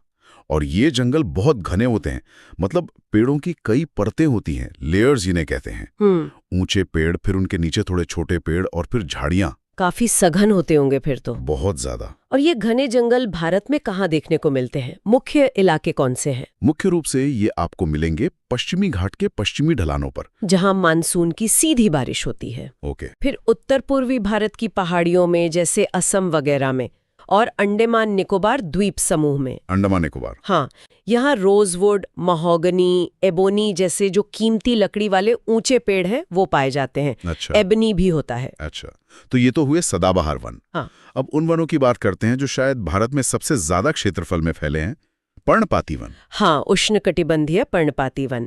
बिल्कुल सही कहा आपने, ये सबसे ज्यादा इलाके में है। इन्हें मानसून वन भी कहते हैं। मानसून वन क्यों? क्योंकि ये उन क्षेत्रों में होते हैं जहां वर्षा 70 से 200 सेंटीमीटर के बीच होती है, जो कि ज्यादातर मानसूनी बारिश होती है। अच्छा। और पानी की उपलब्धता के आधार पर, मतलब कितनी बारिश हो रही है, उसके हिसाब से इन्हें दो हिस्सों में बांटते हैं। एक आर्द्र पर्णपाती यानी मॉइस्ट डिसिजुअस, और दूसरे शुष्क पर्णपाती यानी ड्राई डिसिजुअस। ओके, आर्द्र और शुष्क। हाँ। तो आर्द्र वाले कहाँ मिलेंगे और उनकी क्या खासियत है? आर्द्र पर्णपाती वन वहां होते हैं जहां बारिश थोड़ी ज्यादा, यानी 100 से 200 सेंटीमीटर के बीच होती है। ठीक है। जैसे हिमालय के जो निचले हिस्से हैं, तलहटी क्षेत्र, उत्तर पूर्वी राज्य, पश्चिमी घाट के पूर्वी ढलान, उड़ीसा, इन इलाकों में। और पेड़ कौन से खास होते हैं यहाँ? सागौन यानी टीक और साल और ये यहाँ के सबसे महत्वपूर्ण पेड़ हैं। इनके अलावा शीशम, चंदन, महुआ, आंवला ये सब भी मिलते हैं। आर्थिक रूप से ये बहुत महत्वपूर्ण है। हाँ, सागौन और साल की लकड़ी तो काफी कीमती होती है। बिल्कुल। और शुष्क पर्णपाती वन, ये कहाँ पाए जाते हैं? ये उन इलाकों में मिलते हैं जहाँ बारिश थोड़ी कम होती है, यानी 70 से 100 सेंटीमीटर के बीच। अच्छा, 70 से 100 सेंटीमीटर। हाँ। जैसे प्रायद्वीपीय पठार के ज्यादातर वर्षा वाले हिस्से, फिर उत्तर प्रदेश और बिहार के मैदानी इलाके, इन क्षेत्रों में ये ज्यादा मिलते हैं। इनकी क्या खासियत है? इनकी खासियत ये है कि ये शुष्क गर्मी के मौसम में, मतलब जब पानी की कमी होती है, तो पानी बचाने के लिए अपनी पत्तियां गिरा देते हैं। अच्छा, इसीलिए पर्णपाती मतलब पत्ते गिराने वाले। बिल्कुल। यहाँ आपको तेंदू, पलास, अमलतास, बेल, खैर, एक्सेलवुड जैसे पेड़ आमतौर पर मिल जाएंगे। समझ गया। अब बात करते हैं कांटेदार वनों की। ये तो नाम से ही लग रहा है कि कम बारिश वाले इलाकों में होंगे। बिल्कुल सही पकड़ा। जहाँ सालाना बारिश 70 सेंटीमीटर से भी कम होती है। बहुत कम। हाँ, वहाँ उष्णकटिबंधीय कांटेदार वन और झाड़ियाँ पाई जाती हैं। पानी की इतनी कमी होती है कि यहाँ के पेड़ों में पत्तियां या तो बहुत छोटी होती है या कांटों में बदल जाती हैं, ताकि पानी का वाष्पीकरण कम हो। अच्छा, ये एक तरह का अनुकूलन है। हाँ, बिल्कुल। ये आपको गुजरात, राजस्थान, हरियाणा, मध्य प्रदेश, उत्तर प्रदेश के कुछ अर्ध शुष्क क्षेत्रों में देखने को मिलेंगे। और पेड़ कौन से होते हैं यहाँ? बबूल, खैर, खजूर, यूफोर्बियाज और कैक्टस की विभिन्न प्रजातियां यहाँ की मुख्य वनस्पतियां हैं। ठीक है। अब भारत में पहाड़ भी बहुत हैं, जैसे हिमालय, पश्चिमी घाट, वहाँ किस तरह के वन मिलते हैं? हाँ, पर्वतीय क्षेत्रों में वापा बड़ा दिलचस्प है। वहाँ ऊंचाई के साथ तापमान गिरता है और वनस्पति भी बदलती जाती है। एक पैटर्न दिखता है। कैसा पैटर्न? देखिए, लगभग 1000 से 2000 मीटर की ऊंचाई पर जहाँ थोड़ी नमी ज्यादा होती है, वहाँ चौड़े पत्ती वाले सदाबहार पेड़ मिलते हैं, जैसे ओक और चेस्टनट। इन्हें गीले समशीतोष्ण वन या वेट टेम्परेट फॉरेस्ट कहते हैं। ओक और चेस्टनट, अच्छा। फिर थोड़ा और ऊपर जाएं, 1500 से 3000 मीटर के बीच, तो तापमान और कम हो जाता है। यहाँ शंकुधारी पेड़, मतलब जिनकी पत्तियां सुई जैसी नुकीली होती हैं, वो ज्यादा मिलते हैं। जैसे चीड़, देवदार, सिल्वर फर, स्प्रूस, सीडर। ये समशीतोष्ण वन या टेम्परेट फॉरेस्ट कहलाते हैं। ये लकड़ी के लिए बहुत महत्वपूर्ण है। देवदार तो बहुत मशहूर है। जी हाँ। और इससे भी ज्यादा ऊंचाई पर, 3000 मीटर से ऊपर, लगभग 3600 मीटर से ज्यादा ऊंचाई पर जाएं तो एल्पाइन वनस्पति मिलती है। यहाँ पेड़ ज्यादा ऊंचे नहीं होते, बौने रह जाते हैं। Silver fir, juniper, pine, birch यहाँ मिलते हैं। और इसके बाद धीरे धीरे पेड़ खत्म हो जाते हैं और एल्पाइन घास के मैदान शुरू हो जाते हैं। घास के मैदान? हाँ, जिन्हें स्थानीय चरवाहे जैसे हिमालय में गुज्जर और बकरवाल समुदाय के लोग अपने पशुओं को चराने के लिए इस्तेमाल करते हैं। अच्छा। और फिर सबसे ऊपर जहां बर्फ ज्यादा रहती है, वहां सिर्फ काई, मॉसेस और लाइकेन जैसी टुंड्रा वनस्पति ही मिलती है। ये तो हुआ हिमालय का।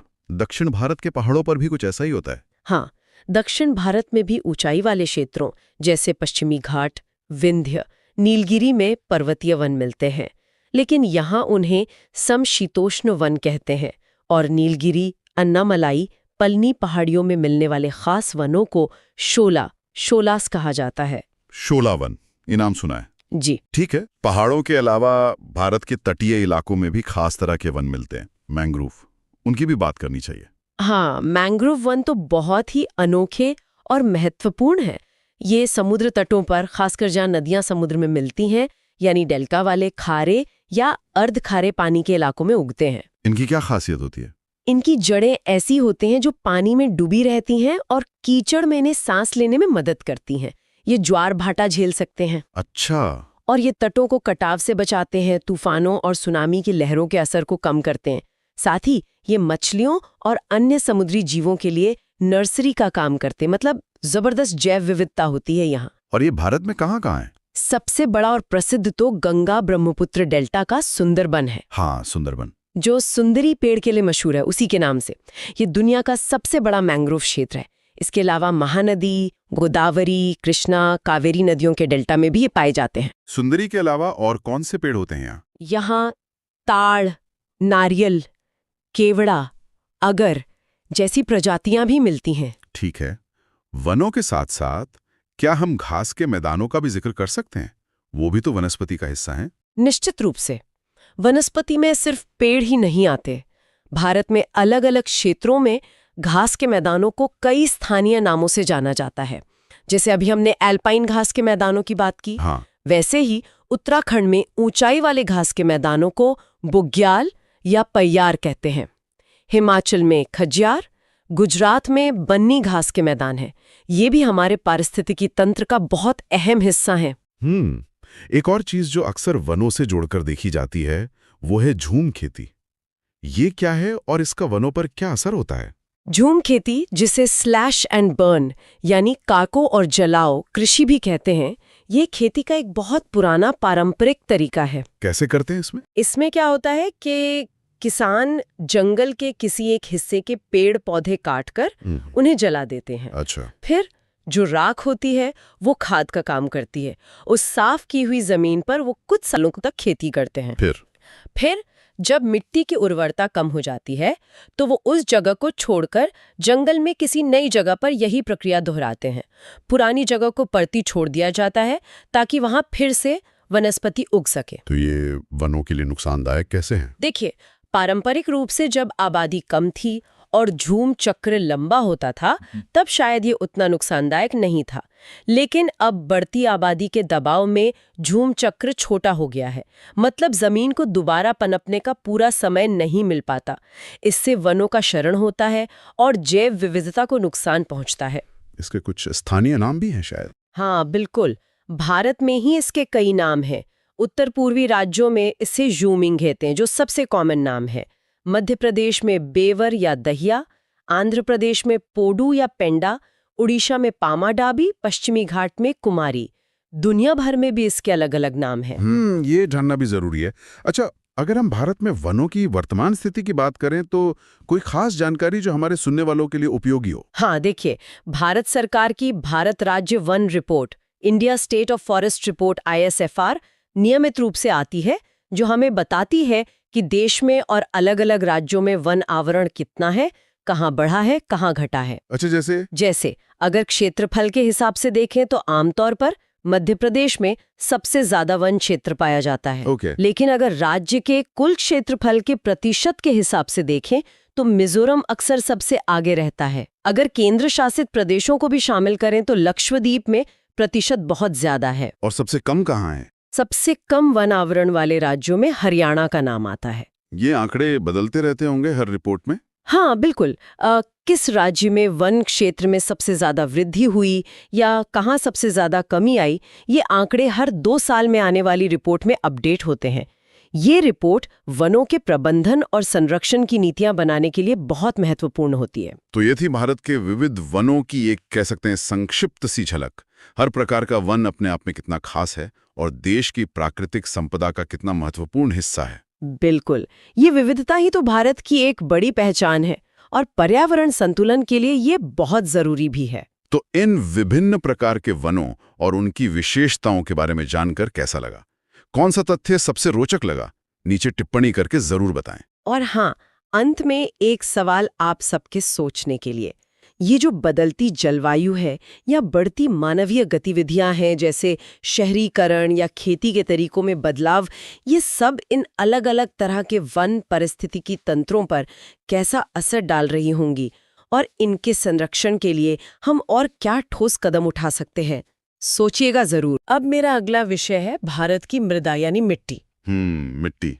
देखिए, मिट्टी सिर्फ धूल या जमीन का टुकड़ा नहीं है ना, ये तो हमारे देश की मतलब कृषि की जान है, भूगोल का आधार है। सही कहा। और भारत में तो मिट्टियों की इतनी विविधता है, कमाल की। हाँ, और ये जानना प्रतियोगी परीक्षाओं के लिहाज से भी बहुत जरूरी हो जाता है। बिल्कुल सही। अच्छा, मिट्टी बनती कैसे है ये भी समझना जरूरी है। ये कई चीजों पर निर्भर करता है, जैसे वहाँ का मौसम कैसा है, मतलब जलवायु, फिर वो किस चट्टान से बनी है, जो मूल चट्टान होती है, जमीन की ढलान कैसी है, स्थलाकृति, अच्छा, वहाँ पेड़ पौधे जीव जंतु कैसे हैं, और हाँ, सबसे जरूरी कितना समय लगा है उसे बनने में। ये सब मिलकर तय करते हैं कि मिट्टी कैसी होगी। तो आज हम भारत की कुछ मुख्य मिट्टियों को समझेंगे। हाँ बिल्कुल। जैसे जलोढ़ है, लाल मिट्टी, काली मिट्टी, लैटेराइट, मरुस्थलीय, पर्वतीय, और वो पीठ में या दलदली मिट्टी भी। हाँ, इन सब पर बात करेंगे। तो चलिए भारत की मिट्टियों की इस दुनिया में थोड़ा गहरा उतरते हैं। सबसे पहले बात करते हैं जलोढ़ मिट्टी की। Alluvial soil. हाँ, ये तो सबसे ज्यादा फैली हुई है शायद। बिल्कुल, भारत के सबसे बड़े हिस्से पर, करीब आप मान लीजिए 43% भाग पर यही मिट्टी है। अरे वाह, 43%! मतलब कहाँ-कहाँ? उत्तरी मैदानों में? हाँ, पूरा उत्तरी मैदान, पंजाब, यूपी, बिहार, बंगाल, सब। फिर जो बड़ी नदियों के डेल्टा है ना, जैसे महानदी, गोदावरी। हाँ, महानदी, गोदावरी, कृष्णा, कावेरी, इनके डेल्टा इलाके, और गुजरात, राजस्थान के भी कुछ हिस्सों में, और पूर्वी तट के मैदानों में भी मिलती है। अच्छा, और ये बनती कैसे है? मतलब नदियों से ही आती है? बिल्कुल, नदियां पहाड़ों से जो मिट्टी बारीक कण बहाकर लाती हैं ना, अवसाद जिन्हें कहते हैं सेडिमेंट्स, उन्हीं के जमा होने से ये बनती है। मैदानों में नदियां इन्हें बिछा देती हैं। और इसकी गुण मतलब उपजाऊ तो होती होगी? हाँ, काफी उपजाऊ।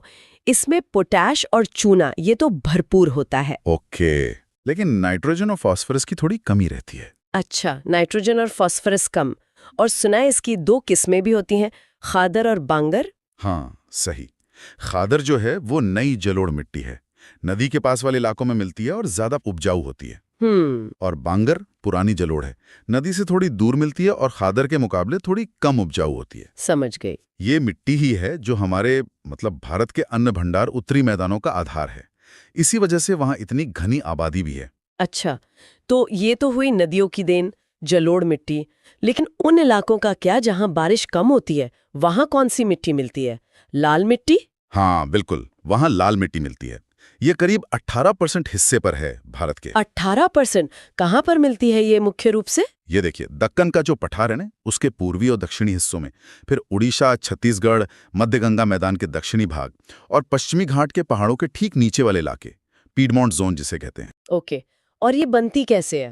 ये कम बारिश वाले क्षेत्रों में बनती है जी। जो पुरानी दानेदार आग्नेय चट्टानें होती है ना, क्रिस्टलाइन इग्नियस रॉक्स, हाँ। उनके टूटने फूटने से बनती है। और इसका रंग लाल क्यों होता है? लोहे की वजह से। हाँ बिल्कुल, इसमें जो लोहा होता है ना, वो क्रिस्टलीय और रूपांतरित चट्टानों में फैल जाता है, डिफ्यूज हो जाता है, उसी के कारण इसका रंग लाल होता है। अच्छा। और एक और बात, जब ये गीली होती है ना, हाइड्रेटेड फॉर्म में, तो ये पीली दिखती है। अरे गीली होने पे पीली, ये तो इंटरेस्टिंग है। और इसमें पोषक तत्व कैसे होते हैं? इसमें नाइट्रोजन, फास्फोरस और ह्यूमस मतलब जैविक पदार्थ, इन तीनों की ही कमी होती है। तो पोषक तत्वों की कमी रहती है इसमें। चलिए लाल मिट्टी से आगे बढ़ते हैं। एक बहुत ही मशहूर मिट्टी, काली मिट्टी। हाँ, काली मिट्टी, इसे रेगुर मिट्टी भी कहते हैं। और काली कपास मिट्टी भी शायद। हाँ, काली कपास मिट्टी, क्योंकि कपास के लिए बेहतरीन है। ये करीब 15% भाग पर है भी ये पाई जाती है। और कपास के लिए इतनी अच्छी क्यों है ये? देखिए, कपास को चाहिए करीब 210 दिन पाला रहित मौसम, मतलब फ्रॉस्ट फ्री डेज। हाँ। वो इस इलाके में मिलता है, और इस मिट्टी के गुण भी कपास के लिए बहुत अच्छे हैं। जैसे सुना है ये पानी बहुत सोखती है। हाँ, ये इसकी सबसे बड़ी खासियत है। ये मृण्मय होती है, क्लेई, मतलब कण बहुत बारीक होते हैं। अच्छा। इस वजह से इसकी जल धारण क्षमता, मतलब पानी सोख कर रखने की कैपेसिटी बहुत ज्यादा होती है। गीली होने पर ये एकदम फूल जाती है, चिपचिपी हो जाती है, और सूखने पर सिकुड़ जाती है, जिससे इसमें मोटी मोटी दरारें पड़ जाती हैं। हाँ, देखी हैं वो दरारें। इसी वजह से इसे स्वतः जुताई या सेल्फ प्लोइंग वाली मिट्टी भी कहते हैं, क्योंकि दरारें हवा को अंदर तक पहुंचा देती हैं, जैसे जुताई हो गई हो। स्वतः जुताई, ये तो कमाल का नाम है। और पोषक तत्व? इसमें चूना, लोहा, मैग्नीशियम, एल्यूमिना ये सब तो काफी होता है, पर फॉस्फोरिक तत्व कम होते हैं। अच्छा, तो ये हुई काली मिट्टी। हम्म। अब उन जगहों की बात करते हैं जहाँ तापमान भी खूब और बारिश भी खूब होती है।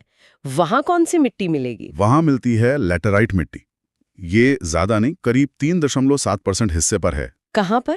कर्नाटक, केरला, तमिलनाडु, मध्य प्रदेश, ओडिशा और असम के जो पहाड़ी इलाके हैं ना, जहां तापमान भी ऊंचा रहता है और बारिश भी भारी होती है। और ये बनती कैसे है? भारी बारिश से। हाँ। भारी बारिश के कारण होता है तीव्र निक्षालन, जिसे लीचिंग कहते हैं। लीचिंग मतलब भारी बारिश मिट्टी के जो घुलनशील तत्व हैं जैसे सिलिका, उन्हें नीचे बहा ले जाती है। ऊपर रह जाते हैं लोहे और एल्यूमिनियम के ऑक्साइड्स। अच्छा, पोषक तत्व बह जाते हैं। हाँ, और ज्यादा तापमान की वजह से ह्यूमस बनाने वाले बैक्टीरिया भी मर जाते हैं या पनप नहीं पाते, इसलिए इसमें ह्यूमस भी कम होता है। तो फिर ये किस काम आती है? ये चाय, कॉफी, काजू जैसी फसलों के लिए अच्छी मानी जाती है। और एक बात, सूखने पर ये ईंट जैसी सख्त हो जाती है। ईंट जैसी? हाँ, इसीलिए शायद इसका नाम लैटेराइट पड़ा। लैटर मतलब ईंट। कहते हैं पुराने जमाने में इसे घर बनाने में भी इस्तेमाल करते थे। दिलचस्प है।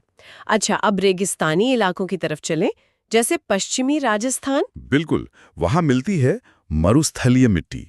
नाम से ही जाहिर है। रेतीली होगी। हाँ, रेतीली होती है और इसमें लवण मतलब नमक की मात्रा काफी ज्यादा होती है, सलाइन। ह्यूमस और नमी की तो बहुत कमी होती है। और कई बार जमीन के नीचे थोड़ी गहराई पर चूने के कंकड़ों की एक परत बन जाती है। कंकड़ की परत? वो क्या करती है? वो पानी को नीचे रिसने से रोकती है। लेकिन हाँ, अगर सिंचाई की अच्छी व्यवस्था हो जाए तो इसमें भी खेती की जा सकती है। अच्छा, सिंचाई से खेती मुमकिन है। और पहाड़ों पर कैसी मिट्टी होती है? वन मिट्टी जिसे कहते हैं। हाँ, पर्वतीय मिट्टी या वन मिट्टी ये जगह के हिसाब से बहुत बदलती है। मतलब नदी घाटियों में ये दोमट या सिल्टी टाइप की हो सकती है। अच्छा। उपजाऊ, लेकिन जैसे जैसे आप ऊपरी ढलानों पे जाएंगे, मिट्टी में मोटे कण ज्यादा मिलेंगे और वो कम उपजाऊ होगी। और बर्फीले इलाकों में? हिमालय में? हिमालय जैसे बर्फीले इलाकों में ये अक्सर अम्लीय होती है, एसिडिक, और ह्यूमस भी बहुत कम होता है। लेकिन निचली घाटियों में जहां जंगल वगैरह हैं, वहां ये उपजाऊ भी हो सकती है। ओके। और एक आखिरी प्रकार बचा, पीठमय या दलदली मिट्टी। हाँ, पीटी या मार्शी सॉइल। ये उन क्षेत्रों में मिलती है जहां भारी बारिश होती है और नमी बहुत ज्यादा रहती है।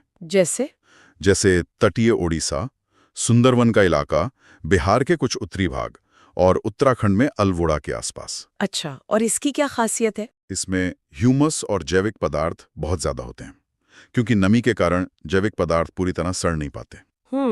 ये अक्सर थोड़ी क्षारीय, अल्कलाइन नेचर की होती हैं और दिखने में भारी, गहरे काले रंग की होती हैं। दलदली इलाकों की खास मिट्टी है ये। तो ये थी भारत की मुख्य मिट्टियों की कहानी। वाकई कितनी ज्यादा विविधता है हमारे देश में। बिल्कुल, अलग अलग क्षेत्र, अलग अलग जलवायु और उसी हिसाब से अलग अलग मिट्टी। और फिर उस मिट्टी पर उगने वाली फसलें भी अलग, लोगों का जीवन भी उस पर निर्भर करता है। सही कहा। और ये सारी जानकारी, मतलब कौन सी मिट्टी कहाँ मिलती है, उसकी क्या खासियत है, कौन सी फसल के लिए उपयुक्त है, ये सब प्रतियोगी परीक्षाओं के नजरिए से बहुत ही महत्वपूर्ण है। हाँ, ये तो है। अक्सर सवाल पूछे जाते हैं इनसे। बिल्कुल। तो श्रोताओं को भारत की इन अलग अलग मिट्टियों के बारे में जानकर कैसा लगा? ये जरूर सोचिएगा कि आप जिस क्षेत्र में रहते हैं वहां कौन सी मिट्टी प्रमुख है। अगर चाहें तो कमेंट्स में जरूर बताइएगा। हाँ, और जाते जाते एक सवाल छोड़ जाते हैं सबके लिए, कभी इस पर सोचिएगा जरूर। कैसे किसी जगह की मिट्टी सिर्फ वहां की खेती या अर्थव्यवस्था को ही नहीं, बल्कि वहां के खान पान, रहन सहन, यहां तक के संस्कृति को भी गहराई से प्रभावित करती है। इस पर विचार कीजिएगा। तो चलिए आज भारत के राष्ट्रीय उद्यानों की दुनिया में चलते हैं। ये जगहें घूमने फिरने के लिहाज से तो खूबसूरत हैं ही, लेकिन प्रतियोगी परीक्षाओं के लिए भी काफी इंपॉर्टेंट है। हाँ, बिल्कुल। अक्सर सवाल बनते हैं इनसे। सही कहा। और देखिए, ये पार्क हमारी जो प्राकृतिक धरोहर है, खासकर वन्य जीव और जो अलग अलग तरह के पेड़ पौधे हैं, मतलब जैव विविधता, उसे बचाने के लिए बहुत जरूरी है। हम कुछ खास राज्यों के मतलब जो सबसे महत्वपूर्ण पार्क है, उन पर आज बात करेंगे। देखेंगे कि क्या चीज उन्हें खास बनाती है। बढ़िया। तो फिर कहाँ से शुरू करें? पूर्वोत्तर से?